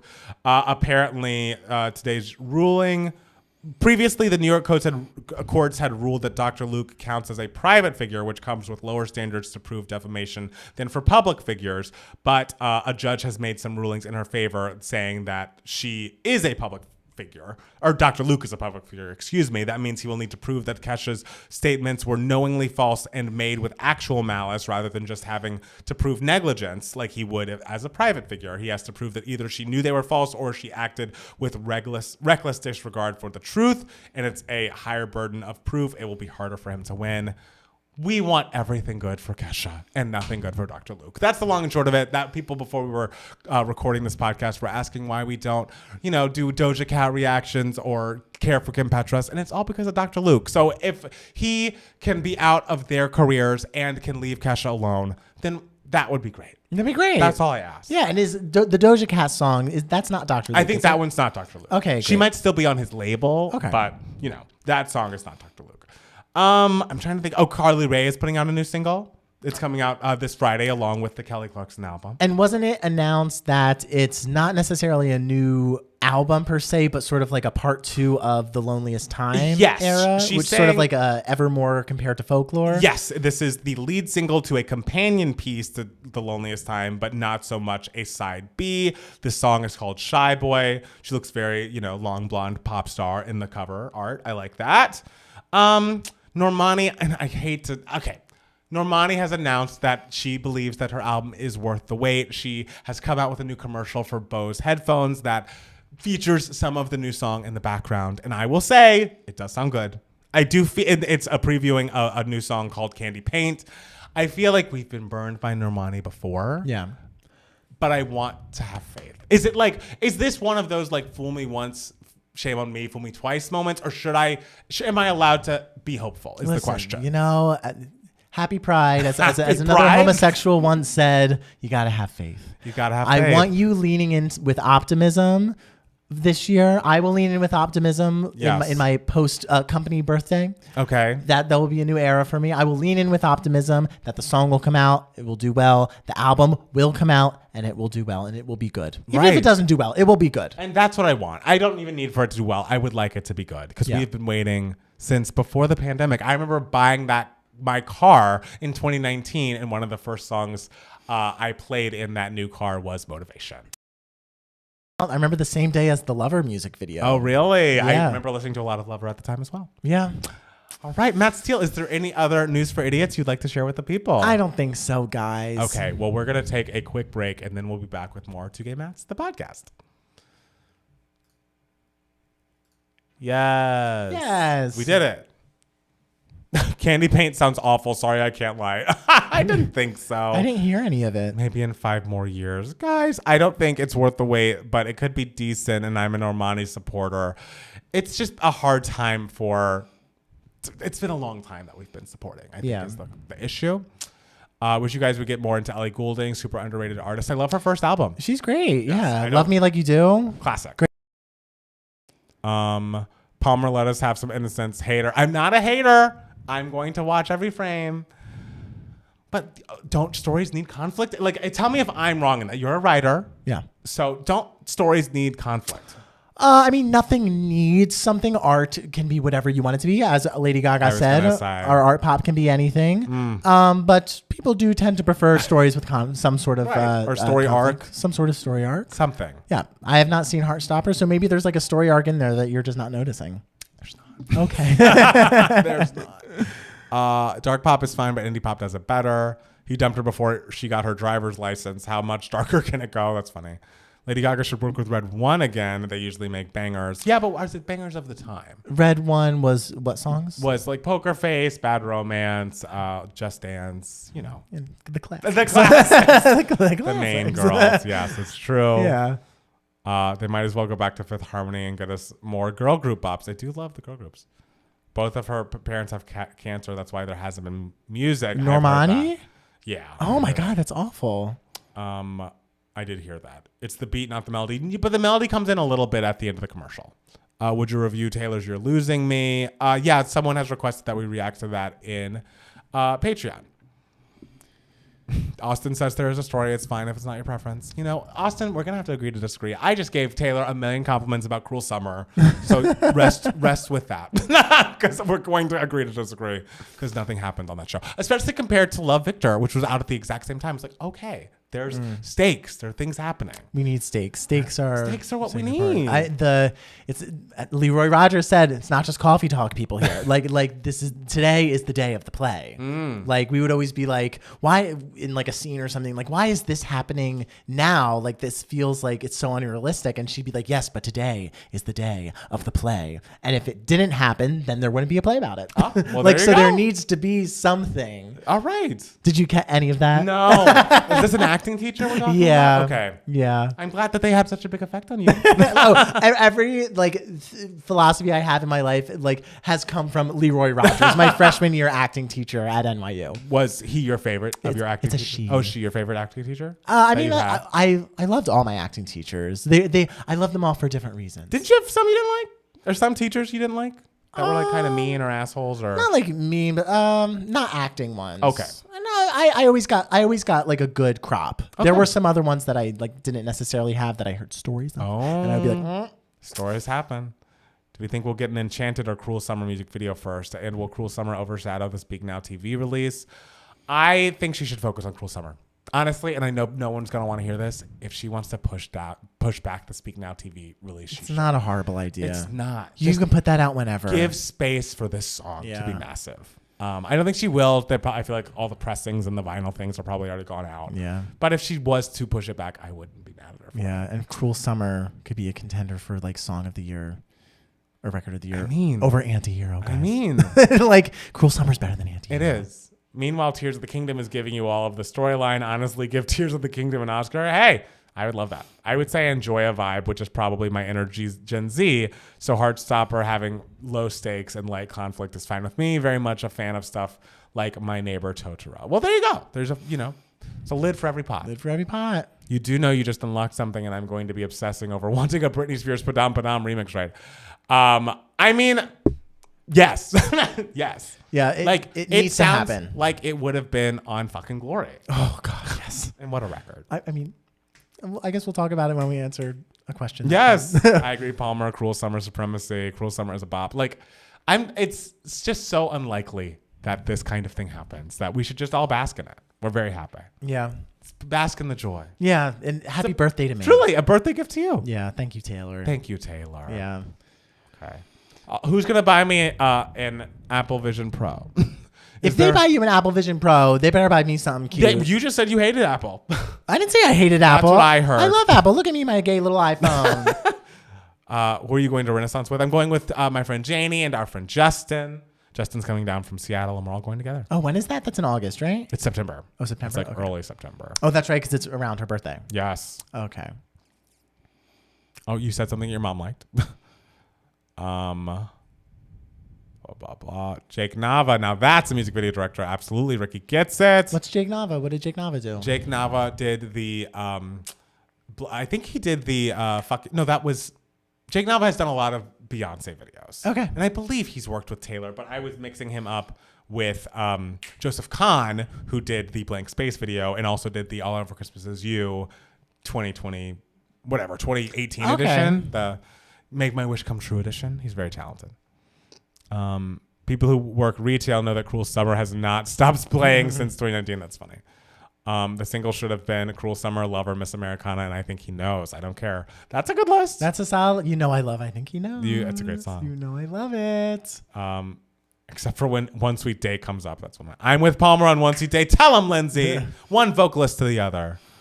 What about Death by a Thousand Cuts and Cornelia? Death by a Thousand Cuts and Cornelia Street are like two of the other best songs on Lover, like without a doubt. Absolutely. I will say I think people shit on You Need to Calm Down too much. I think that's a great song. It is a good song. Palmer mentioned he's a gamer, but I'm shocked he wants that. Look, it's not even for playing games. I just want it for I want to be able to disconnect with reality. No, I want to work on a computer that I just that without a display. And I just want to be able to stand up and do my job and just put on these things and the window will be behind. It just seems so beautiful. And then after work, if I'm alone, the only thing is, how do you do it with someone else? If we're wanting to watch a movie together, can you connect two Apple Vision Pros to watch the same movie in the same at night with a giant TV there? Or even being on a plane and being oh, I want to watch this thing and really be in a whole new world while I'm flying? I don't know how much I would want to watch a movie on it, because I even though you can see it, I can't imagine it's I imagine the actual crispness quality is okay, but still you can. I don't know. I don't think it's visually what I would want in a movie experience. It's kind of like people when they watch movies on their phone. It's that's not the same. That's not the same. You're you'd be seeing a bigger screen in the Apple Vision Pro than you would be on your TV in your home. Okay. Yeah. I'll need to see how big the screen is. Okay. Palmer is so excited for something that sounds like the start of a Black Mirror episode. I see it. Apple Vision is to Palmer what Babylon is to Steel. Oh, they have prescription lenses you can add. They've made by a separate company. Okay, I can get that for Jackson. He's going to hate it. If Palmer gets this and gets Steel to try it, please film it. Absolutely. That's a great idea. Am I watching a Black Mirror episode? So no one else is excited? Do you wear it all the time? No. Just when you're at home by yourself. I mean, they want not they want the goal, but people are saying you could just go throughout your day and have stuff going on around you, as you're going throughout your day, but as you're walking around. That I think is weird. You shouldn't be walking around with those. Yeah. Oh, I agree with you. But people, I hope no one would. It seems like something you should do at home. People would, because they're fucking idiots. But that's crazy. Yes, it's crazy. I don't want people. And you're enabling them. I'm not. I would be using it responsibly. Good. That's good for you. Thank you. Not everyone would. I can't control what everyone does. I'm catching up, and don't worry, Palmer. I'll get an Apple Vision Pro with you after a few editions. Don't buy the first one. Done. That's how I feel. If you could add another segment to the podcast, what would it be? Oh, that's a cute idea. I don't know. False God needs a resurgence too. Taylor should do more R&B type songs. I like False God. Don't you not like it? I understand the respect for it. I respect False God. I don't necessarily enjoy listening to it that much. Jake Nava did Shake It Off for Mariah. Absolutely, he did. He did Baby Boy, Crazy in Love, and My Prerogative for Britney. Okay. I'd love her to have someone else direct the music video. Steele, what if the future of Broadway is in VR? I don't know how it would be, but It's not. But what if they released like a pro shot only on VR and it felt like you were like on the stage with the actor? Cool, fun. I don't know if Broadway has that budget. They don't even have the budget for like pro shots. Like, I mean, they clearly make them. We saw those clips at the fucking Tonys. yeah, those aren't pro shots though. they're not? That's just like B-roll footage because they record every show for like archival purposes. Oh, okay. But it's not like a pro shot like how Hamilton had all these different angles. See. It's Okay. literally like camera. It's not like it costs a lot more money to do like a professionally shot Got it. thing. I see what you're saying. Yeah. I swear on the last podcast recording, you asked for Taylor to make Cruel Summer a single. I say you deserve some credit here. Thank you. I'll take that credit. Taylor knows what we want. She does. I don't think people can fully understand what Apple VP is like until they try it. I agree. I'm excited for going to the store and putting one on. Yeah. And just like playing with it. My twin sister called, what did I miss in the last 20 minutes? I'm going to rewatch the live stream, but I'm a little lost. Oh, I don't know. We were talking about Apple Vision Pro. The girls in their paid ads. MC posted her Airbnb ad. She was mentioning all the features. The TikTok lambs were like, we're poor. Leave us alone, Mariah. I did see that. There's a VR version of Mama Will Provide on YouTube. Are you talking about like those videos of like the 360 where it's like the scene? Because some Broadway shows like did this for a little bit in like 2017 to like 2020 era, where like they would put like a 360 camera on the stage and like they would perform the show like around the camera, and so you could like swirl around like and watch every single moment 360, and I fucking hated it because like it's like why do I want to watch this in a fisheye lens? Right. Like it's everything looks so distorted, and like Well, maybe through the VR it wouldn't be so bad. I don't want it. It would look so real. No, because I like seeing the stage picture. That's what I like seeing how the staging works for one specific angle. And when stuff is just happening all around me, you miss the actual picture of the staging and the shapes that are created through that. Well, now once it becomes so popular, they'll find the right way to do it for you. I'm positive. Okay. All right. I'll let you know when I see a great, something great on my Apple Vision Plus. It's going to be beautiful. Apple Vision Pro. Excuse me. And yet they refuse to let us spend money on the Legally Blonde Pro shot. I mean, I've watched that MTV stream on YouTube, if that counts. I guess not spending money, but I'm watching it. Steele, don't you see like 3 movies a week? You mentioned you got discounts somehow. Can you share how you do it? I don't see 3 movies a week, especially now that I start seeing like 2 to 3 movies a week when it's like September onward, because that's when all the Oscar movies come out. But I just have AMC A-List. You just sign up for that, and I think it's like $25 a month now. Right. So it's essentially like if you see 2 movies a week, like you get your money's worth. Right. Yeah. Wait, I think 2 movies a month you would get your money's worth, wouldn't you? Did I say 2 movies? You did. Oh, it's 2 movies a month. Yeah. Like you get your money's worth. And you definitely do that. Yeah. Austin on Steele's side. Oh, how could you? I just think watching movies on it would be amazing. Imagine how Avatar Way of Water would look. I mean, I guess that would look amazing. I wouldn't watch it on that. But I bet it would look great. Because I saw that in theaters and once was enough. I don't want to see that. What if I saw those white cornrows so vividly?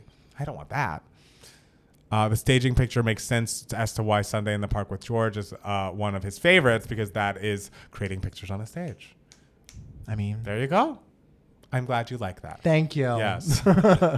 Like whenever you're like, oh, they showed the full stage in this one shot. How dare they? It's like so far away. I'm just like, but you see the whole stage. Like you see the whole set and how it moves and how everything revolves around. Like it's great. With Cruel Summer comeback, what other old music should make a comeback from other girls' catalog? Solid question. A song randomly that I was listening to the other week that really deserved to be a big hit was Sierra's Overdose is what the song is called. And I think it was like her 2013 album. And it's such an incredible pop song that deserved so much more. I don't think it ever got the single treatment, but it's like such a fucking hit. I also feel that way about Ever Again by Robin. Oh, I mean, which I think was great a piece of single, but music. just it didn't get as big as it should have. yeah. Oh my gosh, all of y'all are scared of VR. Grow up. It's cool. It's the future. I mean, it's cool, but Yeah. like, I mean, it's like cool in the sense that like I don't know how to create it, but like I don't need it. I need like it. it kind of just like it I don't know. I don't like the idea of like being shut off from other things. Don't make me say opacity again. Don't make me say what? Opacity, you could see through the thing. Oh, well, that's different. Yeah, Yes. yeah. I'm a little skeptical about the whole vision stuff. You know what? I'm gonna be when I'm in my fucking old folks' home one day. I'm not taking them off. Oh yeah, great. Can't wait. It's that'll totally help you not get dementia. Summer Boy deserves to come back. Yes, I love Summer Boy. What an excellent song. Kelly Rowland has a few that deserve more. Absolutely, she does. Well, that song, Kelly Rowland, Freak, I think is great. Because somebody's freak. Don't know it. But the question is, who's a you? Great song. It's a cool gimmick, but VR for everything would just be annoying. Yeah, well, you guys are going to see me in my new life. I'm going to be on this podcast. I'm going to do an entire podcast with that VR headset And you'll on. just be like, okay, and all right, what's the next news for idiots? You'll just be Exactly. like, and I won't be able to see what you're looking I at. know. I'll just be like, oh, let me go up. Let me go. No, not that page. No, not that one. Not that one. No. Could you imagine? It's going to be amazing. You would look ridiculous, and I would just be sitting here just like, I think people are going to love it. I think people are really going to love it. Liar by Britney should have been a single. That is a great song. Using VR doesn't suddenly make you a robot. That's funny. I'm a boomer when it comes to some of these things, though I know I grew up on technology. We need a resurgence for Without Me by Fantasia. Who's featured Excellent on that song? Or was What? it a duet? Kelly Rowland. Oh, Kelly Rowland, yeah. And I think Missy Elliott's on that song too. I think you're right. Yeah, excellent song. People care about VR this much. It always seemed like a gimmicky waste of money. Only rich people can afford it, and it's stupid. Yes, justice for Liar by Britney. Look, I'm going to be wearing it all the time. Yes, a Wally future. If I remember the point of that, it was like, they're doing great. I don't know if they were doing I'm great. pretty sure that was I think they were all fat. I and think like, they were doing great. And like sitting, and they couldn't move. And Who needs movement? true. I'll move in my VR. You'll move. I'll just swipe. In lieu of moving, I'll swipe. All right, you ready? Yeah, sure. We got a bunch of questions. I also did. My friend Jessica messaged me on Instagram with a video on Instagram about like the debate between like people who want kink at Pride and people who don't. And she's like, "Can I have this be an email my heart question?" I'm like, I mean, you don't think we're to Pride. Yeah. So like, I don't know if I mean, I went to Pride. I didn't go to the parade, I guess, but yeah. It's like I don't know. I don't know that we have strong feelings about that. Let people do what they want. Somebody call the doctor. Somebody call the doctor. Okay.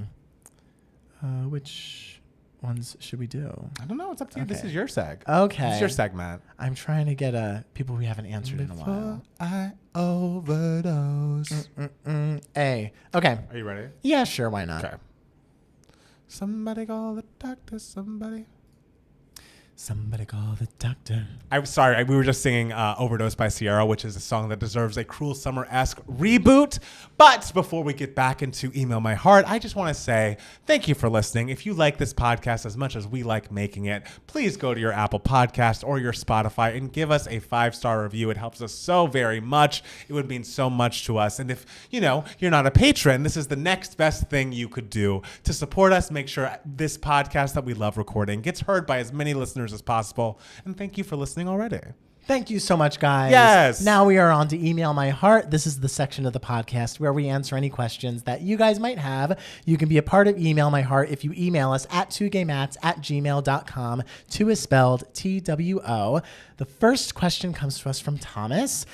Thomas's Thomas. subject line, 22 is not the Taylor Swift song. Hey, Mats. So I'm just going to jump right in and say that in February of this year, I turned 22. Happy birthday. So far, my 20s have been marked by the pandemic, moving from my hometown to the big city, and a mess of confusion, but this year has been something else entirely.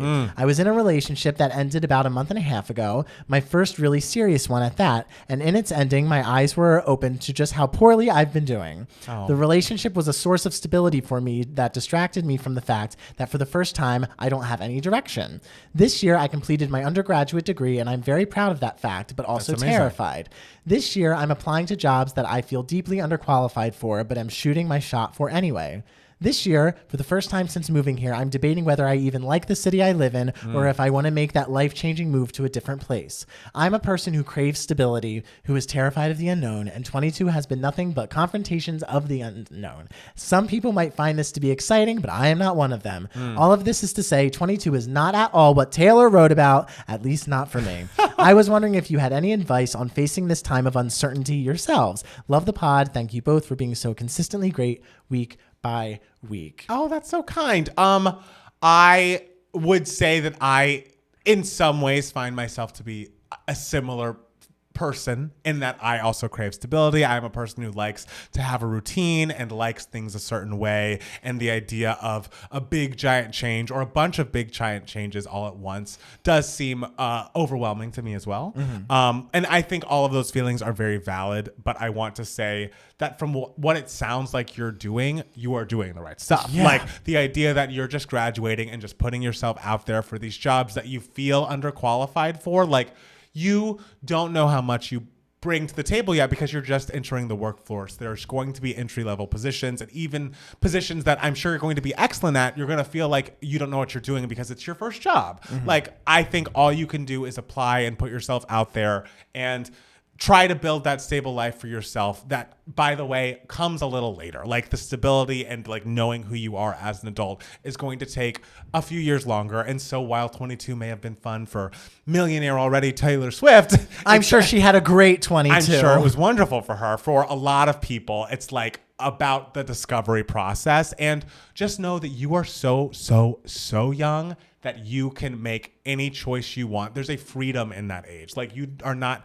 weighed down by, you know, the habits that we love can also kind of ground us and make it feel like, oh, I can't do this thing or do this thing because I have all these commitments. You don't have those commitments. Like, as much as it seems scary, it's also a gift. Like, if you do decide you want to live across the country, like the moment I moved from New York to LA, like I knew one person here. And even now I look back, I'm like, how did I do that? Like, I was so, like, I wasn't scared because I didn't have anything really tying me anywhere. So I think you just need to lean into the fact that even though these decisions and the number of decisions can be overwhelming, the fact that you can make them and there's no big bad thing that can happen at the end of the story at this point is a blessing. Like the downside is like, oh, that didn't work out. Let me try something else. Yeah.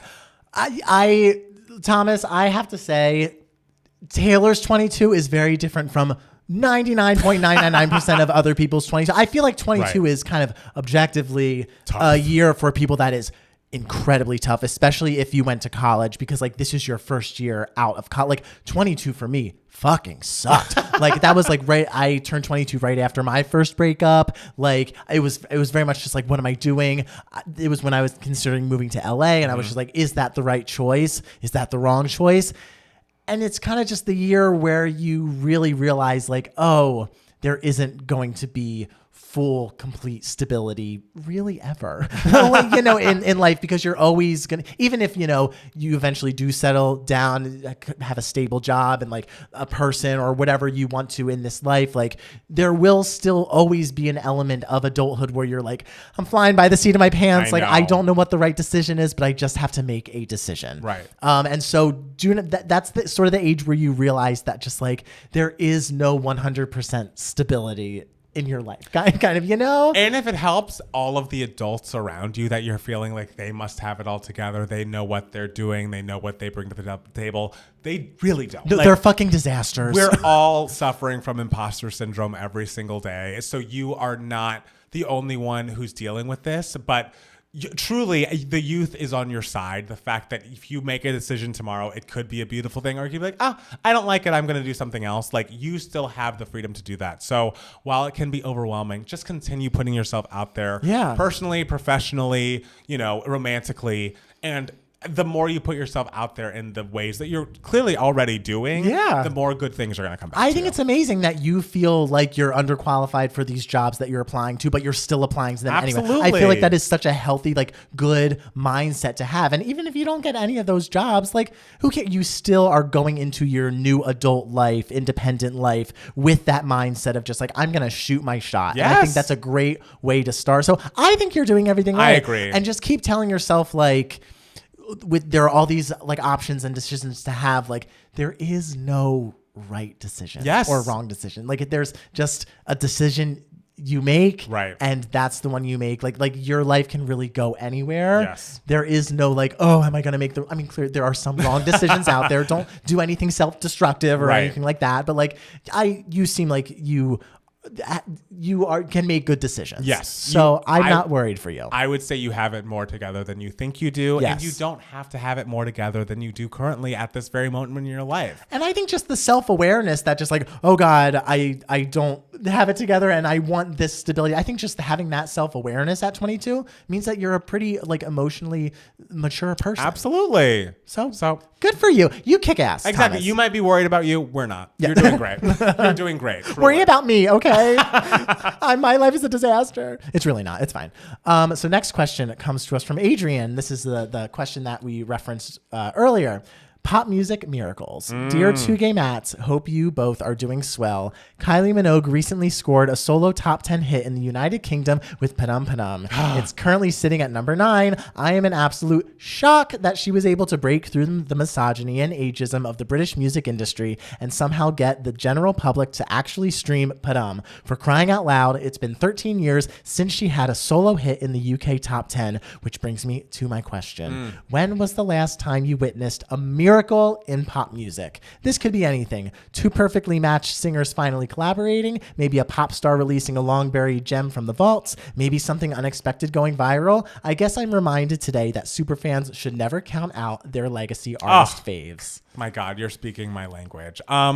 I think, like you mentioned, Padam Padam, we already talked about Cruel Summer becoming a single. I also mentioned Mariah's It's a Rap getting a second life. Like, there's so much in pop music that is breaking the molds and traditions of like what a career is going to be and what like a song's lifespan is. Like Mariah Carey, All Over Christmas Is You becoming like a number one single decades after it was released. That like, is a pop music miracle. Absolutely. So I think we're going to be seeing more and more of these miracles as life goes on, as TikTok becomes bigger, as there are more ways to consume music and expose music to people that maybe the music was around for a while but hadn't like hit its stride, like the Kate Bush song having that moment of Stranger Things. Like I think we're going to see more pop music miracles like that. And I think it's exciting. Again, there are downsides to the TikTok music of it all, but the fact that like more stuff that should have gotten its due back in its day is finally having a moment as a result of it is a beautiful, beautiful thing. Yeah, I would say like other miracles like that we lived through in terms of pop music, like Cher's Believe was such a huge thing. I think she is still the oldest, definitely female act, maybe any act to have a number one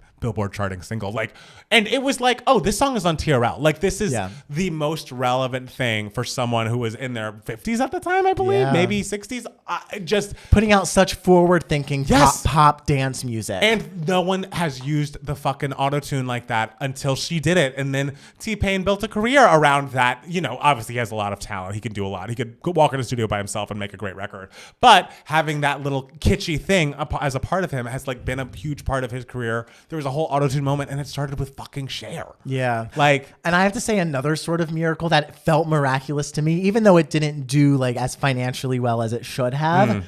When I listened to Britney's Glory, I was like, because after Britney Jean came out in 2013, it was just like, she's done. She doesn't want to do this anymore. She doesn't care. Like I don't foresee like another album like even coming out of her, let alone like a good album. And then listening to Glory for the first time and being like, wait, this is great. Like this is objectively great. And I remember coming out of my bedroom and me and Matt Palmer looking at each other being like, can you believe what we just listened to? We were so shocked. We were so incredibly shocked. And it's an excellent one. And honestly, the first pop music miracle I remember living through was the emancipation of Mimi. Because people had counted Mariah out so violently. And the fact that she was releasing a song 15 years into her career that was going to become one of her biggest hits. And I was a senior in high school during all of it. It just was lovely. And I just am excited for more pop music miracles happening like that coming up in the future. Thank you.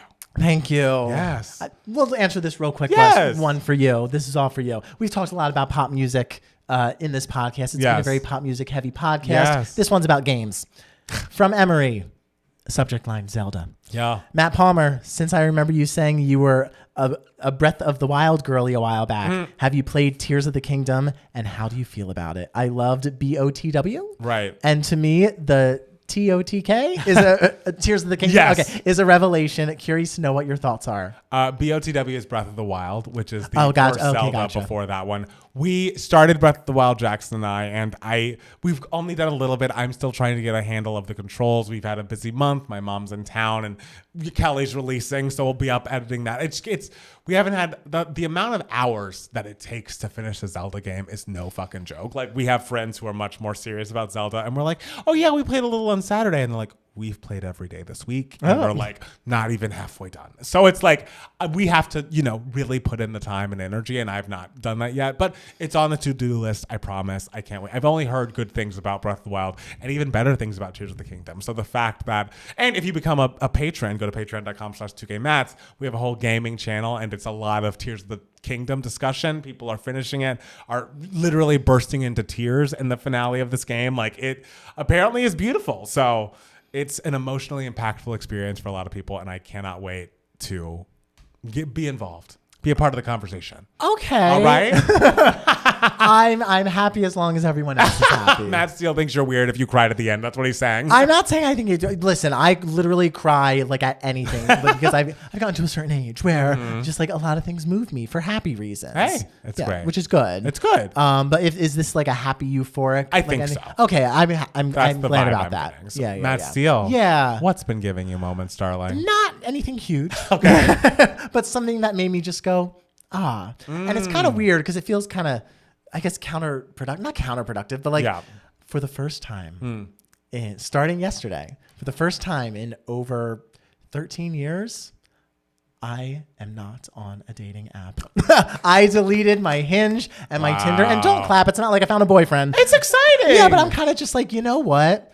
I need freedom. Not that I'm like addicted to like dating apps or anything, but like, they do become like a crutch a little bit, and they kind of become like homework. And I encourage everyone who wants to be on one, like to be on one, because it's a great way to meet people and everything. And I've met a lot of amazing people. I've met like my best friends on like OkCupid and everything. But I'm kind of just like at a point where I'm just like, I need to focus more on like being productive in the things that I want to accomplish, like career wise and everything. And like, I'm just going to take a break from this. So I was like, before my company birthday, which you can look up the number if you want. I'm gonna try this out. I'm going to try this out. So I heard about this. There was rumors going around in your apartment. Yes. Is this a break? Is this an all-time, like, goodbye forever? Like, are you more interested in meeting someone in real life? Or are you just not interested in meeting someone right now and focusing on the professional pursuits? I'm always interested in meeting people. Yeah. I would say I'm thinking maybe this will encourage me to like go out and meet people like in real life. It'll encourage me to like go out more, I think. Because I feel like the past like couple years, like especially since like many of like my very good friends have moved away. Yes. I'm just like, I need to go out more and like meet more people, which like the thing is like dating apps do also help you meet more people and everything. And I've, since past couple years, like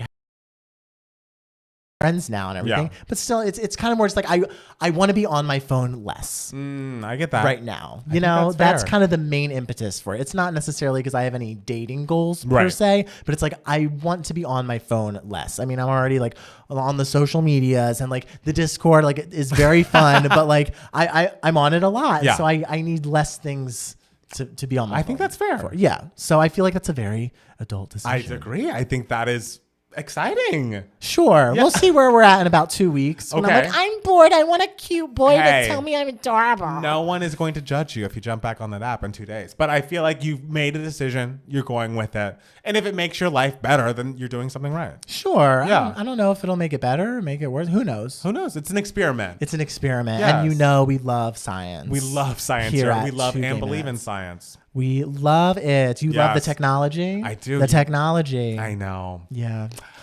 I don't know that I have one this week. Okay. I mean, I've squawked so much about Cruel Summer, Padam Padam, and Apple Vision Pro, which is taking up like 90% of my brain space at the moment, besides like, replaying Mariah's Pride performance in my head on loop, which I'm still doing. But I just want to say I'm really excited for the fucking Kelly album. Like the fact that we are about to live react to the album that for years we've been saying we are looking the most forward to. It's actually happening after that whole Belasco event. We're finally going to get the recorded versions on this Thursday evening. Can't remember the last time I was so excited to listen to an album. You know what I'm saying? Like, I'm excited to hear Skip This Part again. If she changes any goddamn thing about that production, I will be angry. You know she didn't. Okay, good. I think that album has been, and she said that this album's been done for years. Like, and it's funny. And the thing is, I would recommend that everyone listen to her on the Glennon Doyle podcast, where she kind of all of the interviews I've seen around this album, this is the interview that I think she goes most in depth about her emotional state when making this record, the writing process. There's a lot of talk about, not directly, but about, the relationship that ended and inspired it. And it's a tough listen at points. Like, she does cry during the interview at points because I don't want to see Kelly cry. I mean, yeah, you're just listening if that's helpful. But it really shines such a light. I just love music that feels personal and melodic. Obviously, you guys have met me before, and I just can't wait to delve into this album more deeply. Another album that I've been revisiting lately, and I feel like we were talking about the Discord because I always talk about how Kimberly Akimbo is the album of the year, and the other option is Ray's album that she put out this year. And I was listening to it the other day in the car with my mom, and we were listening, and she's like, you know what? She doesn't say about many albums, but she's like, before I leave, you need to download this album on iTunes onto my phone. She's like, she can sing. She almost gives me Amy Winehouse in the voice sometimes. I love how Mrs. Palmer's just like, she's giving me a little Amy Winehouse. I mean, I'm sure she didn't phrase it like that, but that was the mindset that was how I received it. Sure. And so we have, another Ray fan in our midst. Did your mom just say, like, she kind of sounds smoky, and you were like, Amy Winehouse? No, she said Amy Winehouse. Okay, but she didn't say the word giving me. But your mom is like giving you references. You can tell that you as a son, as a child, have educated her in the music. And she loves Amy Winehouse. She's like, I feel like, Adele and these artists like that, are incredible, but like Amy Winehouse was the original of this kind of sound. And I was like, you're absolutely right. The Ray album is just so good. Yeah. And I can't say it enough. Like, melodies, vocally, the song, like the songcraft, the fact that she was at this label that was just forcing her to put out these dance songs that I'm sure were great, but like were kind of anonymous. And when she had so much to say. I mean, Mascara alone, great song. Black Mascara, Black unbelievable. Mascara, unbelievable. Excellent song. And I realize this is not the first time that I've made this album part of my Giving Me Moments, but I revisited it, and it is so lovely and up there with Kimberly Akimbo as my favorite album of the year. And I'm hopeful that the album version of Chemistry that we previewed at the Belasco will be right up there. Those will be my top three. Those will be my Triforce, as they say. The trifecta. Yes, in Zelda. There's a Triforce. Yes. Got him. We got him. The power that holds, ladies and gentlemen. The power that has. The power that has. Not everybody has that. Not everybody has it. It's very true. Matt Steele. Yes. Is there anything else you'd like to tell the people? Tomorrow, June 19th, is my birthday. Yeah, so continue wishing. In case you guys forgot. I don't think they did. Okay. But make sure to wish Matt Steele a happy birthday if you have. And if you're listening to this on June 19th, reach out to him. Send him a tweet. He'd love it. Yeah, sure. I'll take all the attention I got. I mean, I did say I wanted to be on my phone less, but on my birthday, I'll take it. And you're like responding in 2 minutes. I'm just like, oh my God, hi. Thank you so much. Well, I'll have time to respond to all these like nice tweets or whatever because I won't be on a dating app. On a dating app. Yeah. It's true. Yeah. Guys, I was born at 8:11 p.m. and it just turned 8:12 p.m. right now. So we are in my last 24 hours of being not company age. Okay. Just wanted to let y'all know. Congratulations to Matt Steele. And thank you all for listening. We'll be back soon with more 2 Gay Mats, the podcast. Bye. Bye. Are we talking about a funny thing happened on the way to the forum in the chat? What are we talking about? That was cute. No, a funny thing happened on the way to the forum is are we arguing? What are we arguing? It's Sunny in the Park with George. Are y'all trying to say that Sunny in the Park with George is Sondheim's worst? Oh, who said that? Moderators. Don't moderate this quick discussion. Kick Butch Queen out. What did Butch Queen say? I mean, I don't know that. I mean, I'm trying to think of what Sondheim shows do I know? Because that would Sunny in the Park with George is my least favorite. I will kill of them. I think. I mean, what other shows do I like? Company. I haven't made you sit through Passion yet, bitch. I will. Sure, if you want me to listen to something that I like less, then Passion is brilliant, but I don't foresee you enjoying What's the issue? it. What do people not like it? I would say it's his most difficult to swallow. And then there's also Pacific Overtures, which I'm obsessed with. Pacific Overtures is probably my most favorite Sondheim score. Okay. I love Pacific Overtures, but that one's. You need to get a higher level. What did Jimmy say? Because everyone's saying Jimmy is right. What is Jimmy saying? I don't know. Some people are saying Jimmy's right, but I don't know about what. Austin, sounds like you have to go to it. Grace, I've seen 3 Broadway shows and 1 tour this year. I'm doing my homework. Austin is doing a lot of theater. Michael Smith says Company is so boring. I disagree. I think I liked Company. You didn't see Company. I know, but I listened to the cast recording. Oh, that's a different sensation. What? Listening to the cast I mean, sure, yeah. Are there like lots of spoken scenes? They're more like vignettes, I would say. There's not really like a linear plot with Company, so I would need to see your reaction to that before you make any statements about whether you like Company, the show. Interesting. But I do like Company a lot. I think the score is brilliant as well. Pacific Overtures has no women in it, which is a fatal flaw. No, it's brilliant. It has women at the end because that's the point of Pacific Overtures. The point is, Grace, the point is, because the whole show is done in kabuki style. And so kabuki style, men played all the roles. And it's about the westernization and expansion of Japan in the 1800s. And so women come on at the end because it's the reveal of like, now women are involved. Do they speak? They sing in the final song. This was in the original production. Subsequent productions have had women in the cast. Okay. They haven't sort of done the sort of theatrical mechanism of having men only in the beginning. Sondheim outside of Company is an acquired taste. Outside of Company, I think Company. I would say the most easy to swallow Sondheim show is Into the Woods by a mile. Or a funny thing happened on the way to the Forum, but like sometimes we don't count that. I liked Into the Woods the first half that we did in junior high. Okay, but the second half is what's important. Well, I don't know. I haven't seen that. The second half is important. Crazy. Yes, I am familiar with Pacific Overtures. Don't hate me, but I didn't like Into the Woods. What Into the Woods did you see? I hope it wasn't the movie. Because you didn't like that movie, did you? No, okay. The movie, I have some qualms. A qualm. I have some qualms. I think Company is great. It's more of a theme exploration, but still great. Yeah. Great songs. Granted, I haven't seen all of Sondheim's musicals, but Sunday is boring. I mean...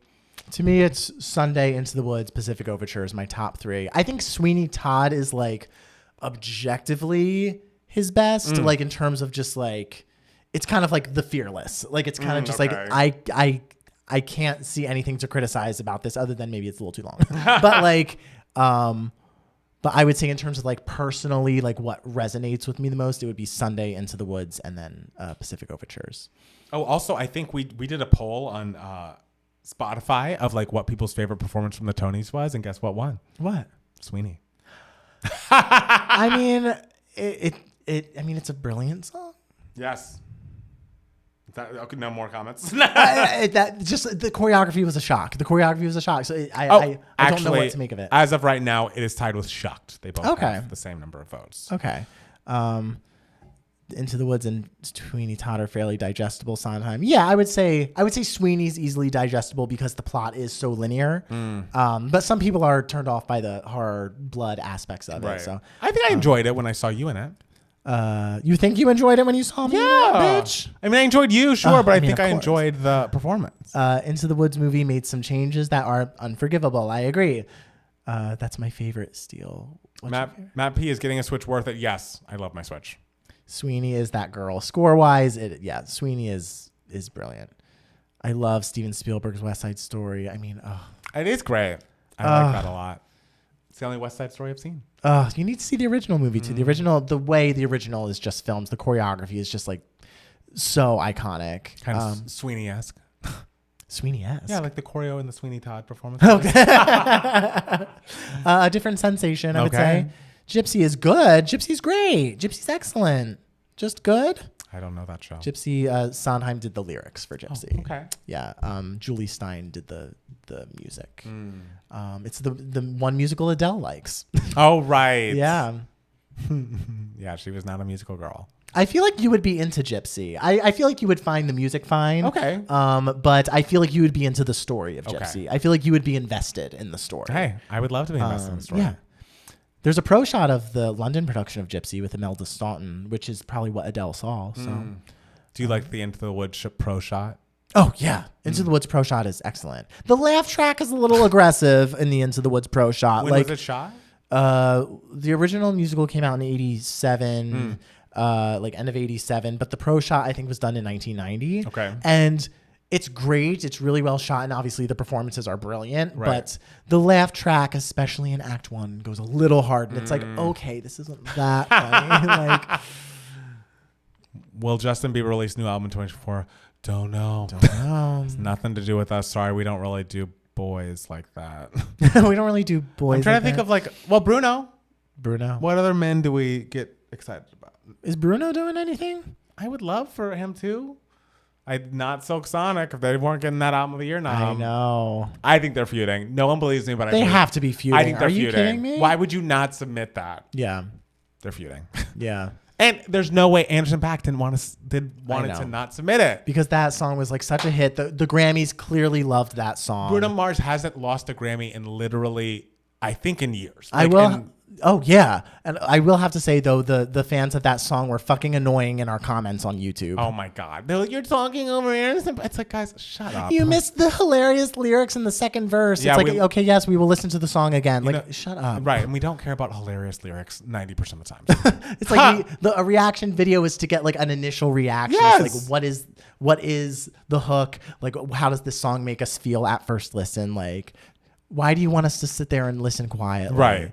Oh, Grace says Archuleta as men we care about. I mean, y'all care about him, and I hope he's happy and well. I'm not like checking for his new music. What do you think of Ava Max? Grace loves him, or her, excuse me. We don't. You know, I'm glad that hair's not a different length on both sides now. Merrily We Roll Along is getting a revival, so I can't wait for that. I remember you raved about it, Steele. Yeah, Merrily We Roll Along is great, but what is great that I actually is the thing I raved about is the documentary about Merrily We Roll Along, the best worst thing that ever happened. Which I forget what platform that's on, but look it up. Best worst thing that's ever happened. Brilliant documentary.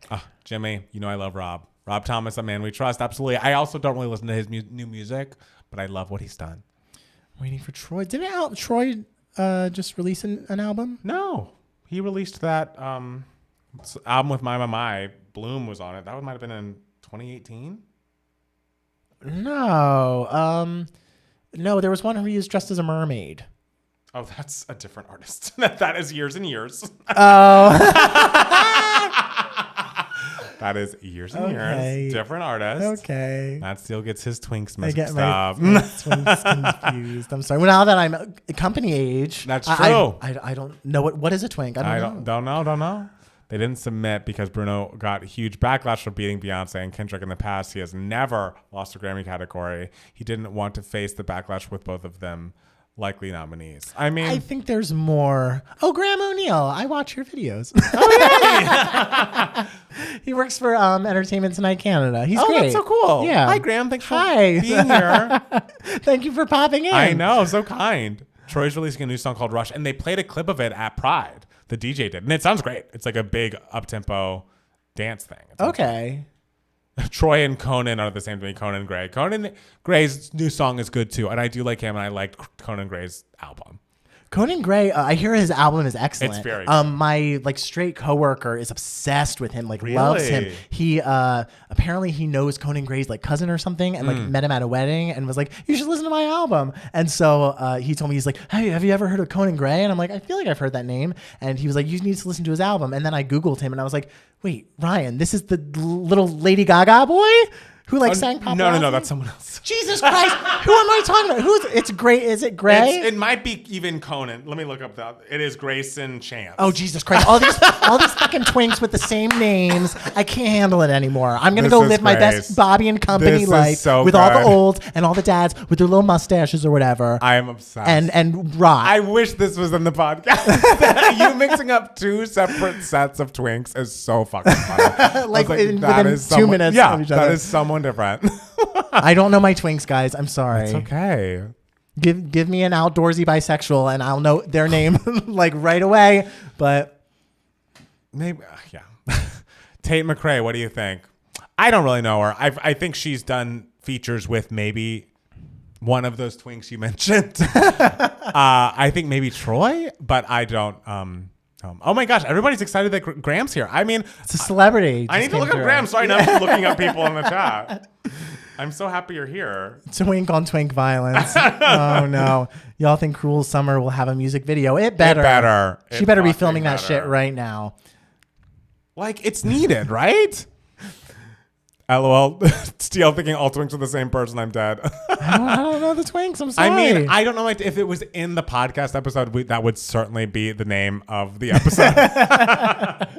That is Steele. Do you know the difference between Love and Lanny? I don't know Lanny. I know Love, and Love is a straight twink. What? Love and Lanny? Lanny is another artist, but Love is a straight man who hurt Julia Michaels, so we don't like that. But he does have a song called Julia that's really good. Listen, if he provides inspiration for the Queen songwriter herself, Julia Michaels, then I'll take it. How do we start talking about twinks? Happy Pride. I mean, Happy Pride. It's Pride. June. That's all. They're always on the mind, I guess. Oh, God. Oh, gosh. Well, you can tell the girls apart. That's really what this podcast is about. If you're here for the first time. Sometimes I have a hard time telling the girls apart. But only the very new girls. Sure, not even like the new that have girls. Been around. Like, we know. Like, you know, the BB Rexas and all that. Like, I'm like, wait, which is which? The ones whose music I have not really consumed. Like, gotten into fully. Yeah. I don't know why I think Cruel Summer will just be tour footage. I don't want that. I want a real video. If it's tour footage, I'll be pissed. Make a real video. I hate tour videos. They're not. I hate them. I get the reason why they exist. Sure, like you're on tour, you can't make the video. It's like the 8th video from the single or from the album. Who cares? But Cruel Summer, gigantic. Yeah. He always thinks every girl is Zara Larsson. I think every girl is Zara Larsson. Hey, I do. When it's Zara Larsson, that's great. Steele is a bear now that it's his company.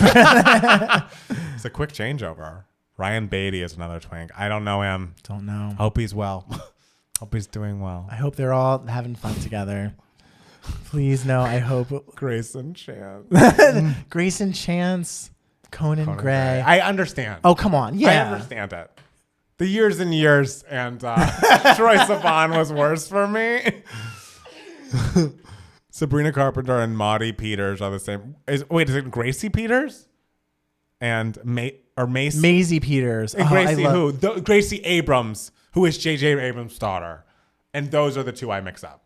Gracie Abrams has music. J.J. Abrams comes into my restaurant. Oh, really? Well, yeah. Yes, his daughter. He's very nice. His daughter has music. I feel like I've only seen him with his son. But like Gracie Macy, give me a break. New segment. Who's that twin? Tour videos feel like a cop-out, absolutely. And again, I realize why they're needed sometimes. But I want more, especially for Cruel Summer, having this very special moment, make a very special music video. Who's next? Cody Simpson. Cody Simpson has not been around for a minute. No shade. I hope he's well. But who's that? He was supposed to be the next Justin Bieber. Okay. He's Australian. He dated Miley Cyrus. I believe he might have gone to the Olympics. Am I crazy? I feel like he had quite the turn. As an athlete? As an athlete. Doing what?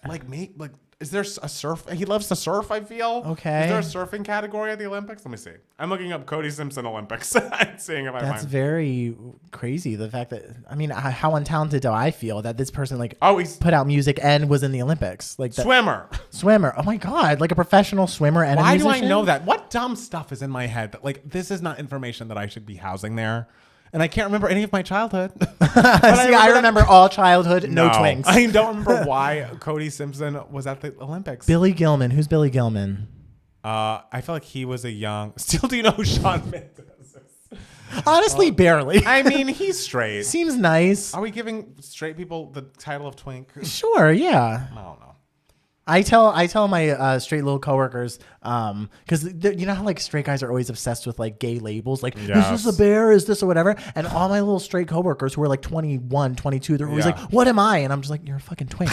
And they get so offended because they're just like, I don't want to be a twink. That sounds awful. No one wants to date a twink. And I'm just like, how mistaken you are. There's a lot and I'm of just people. like, no, learn to embrace who you are. Every body type is beautiful. Absolutely. That's the message we should be sending to the youth.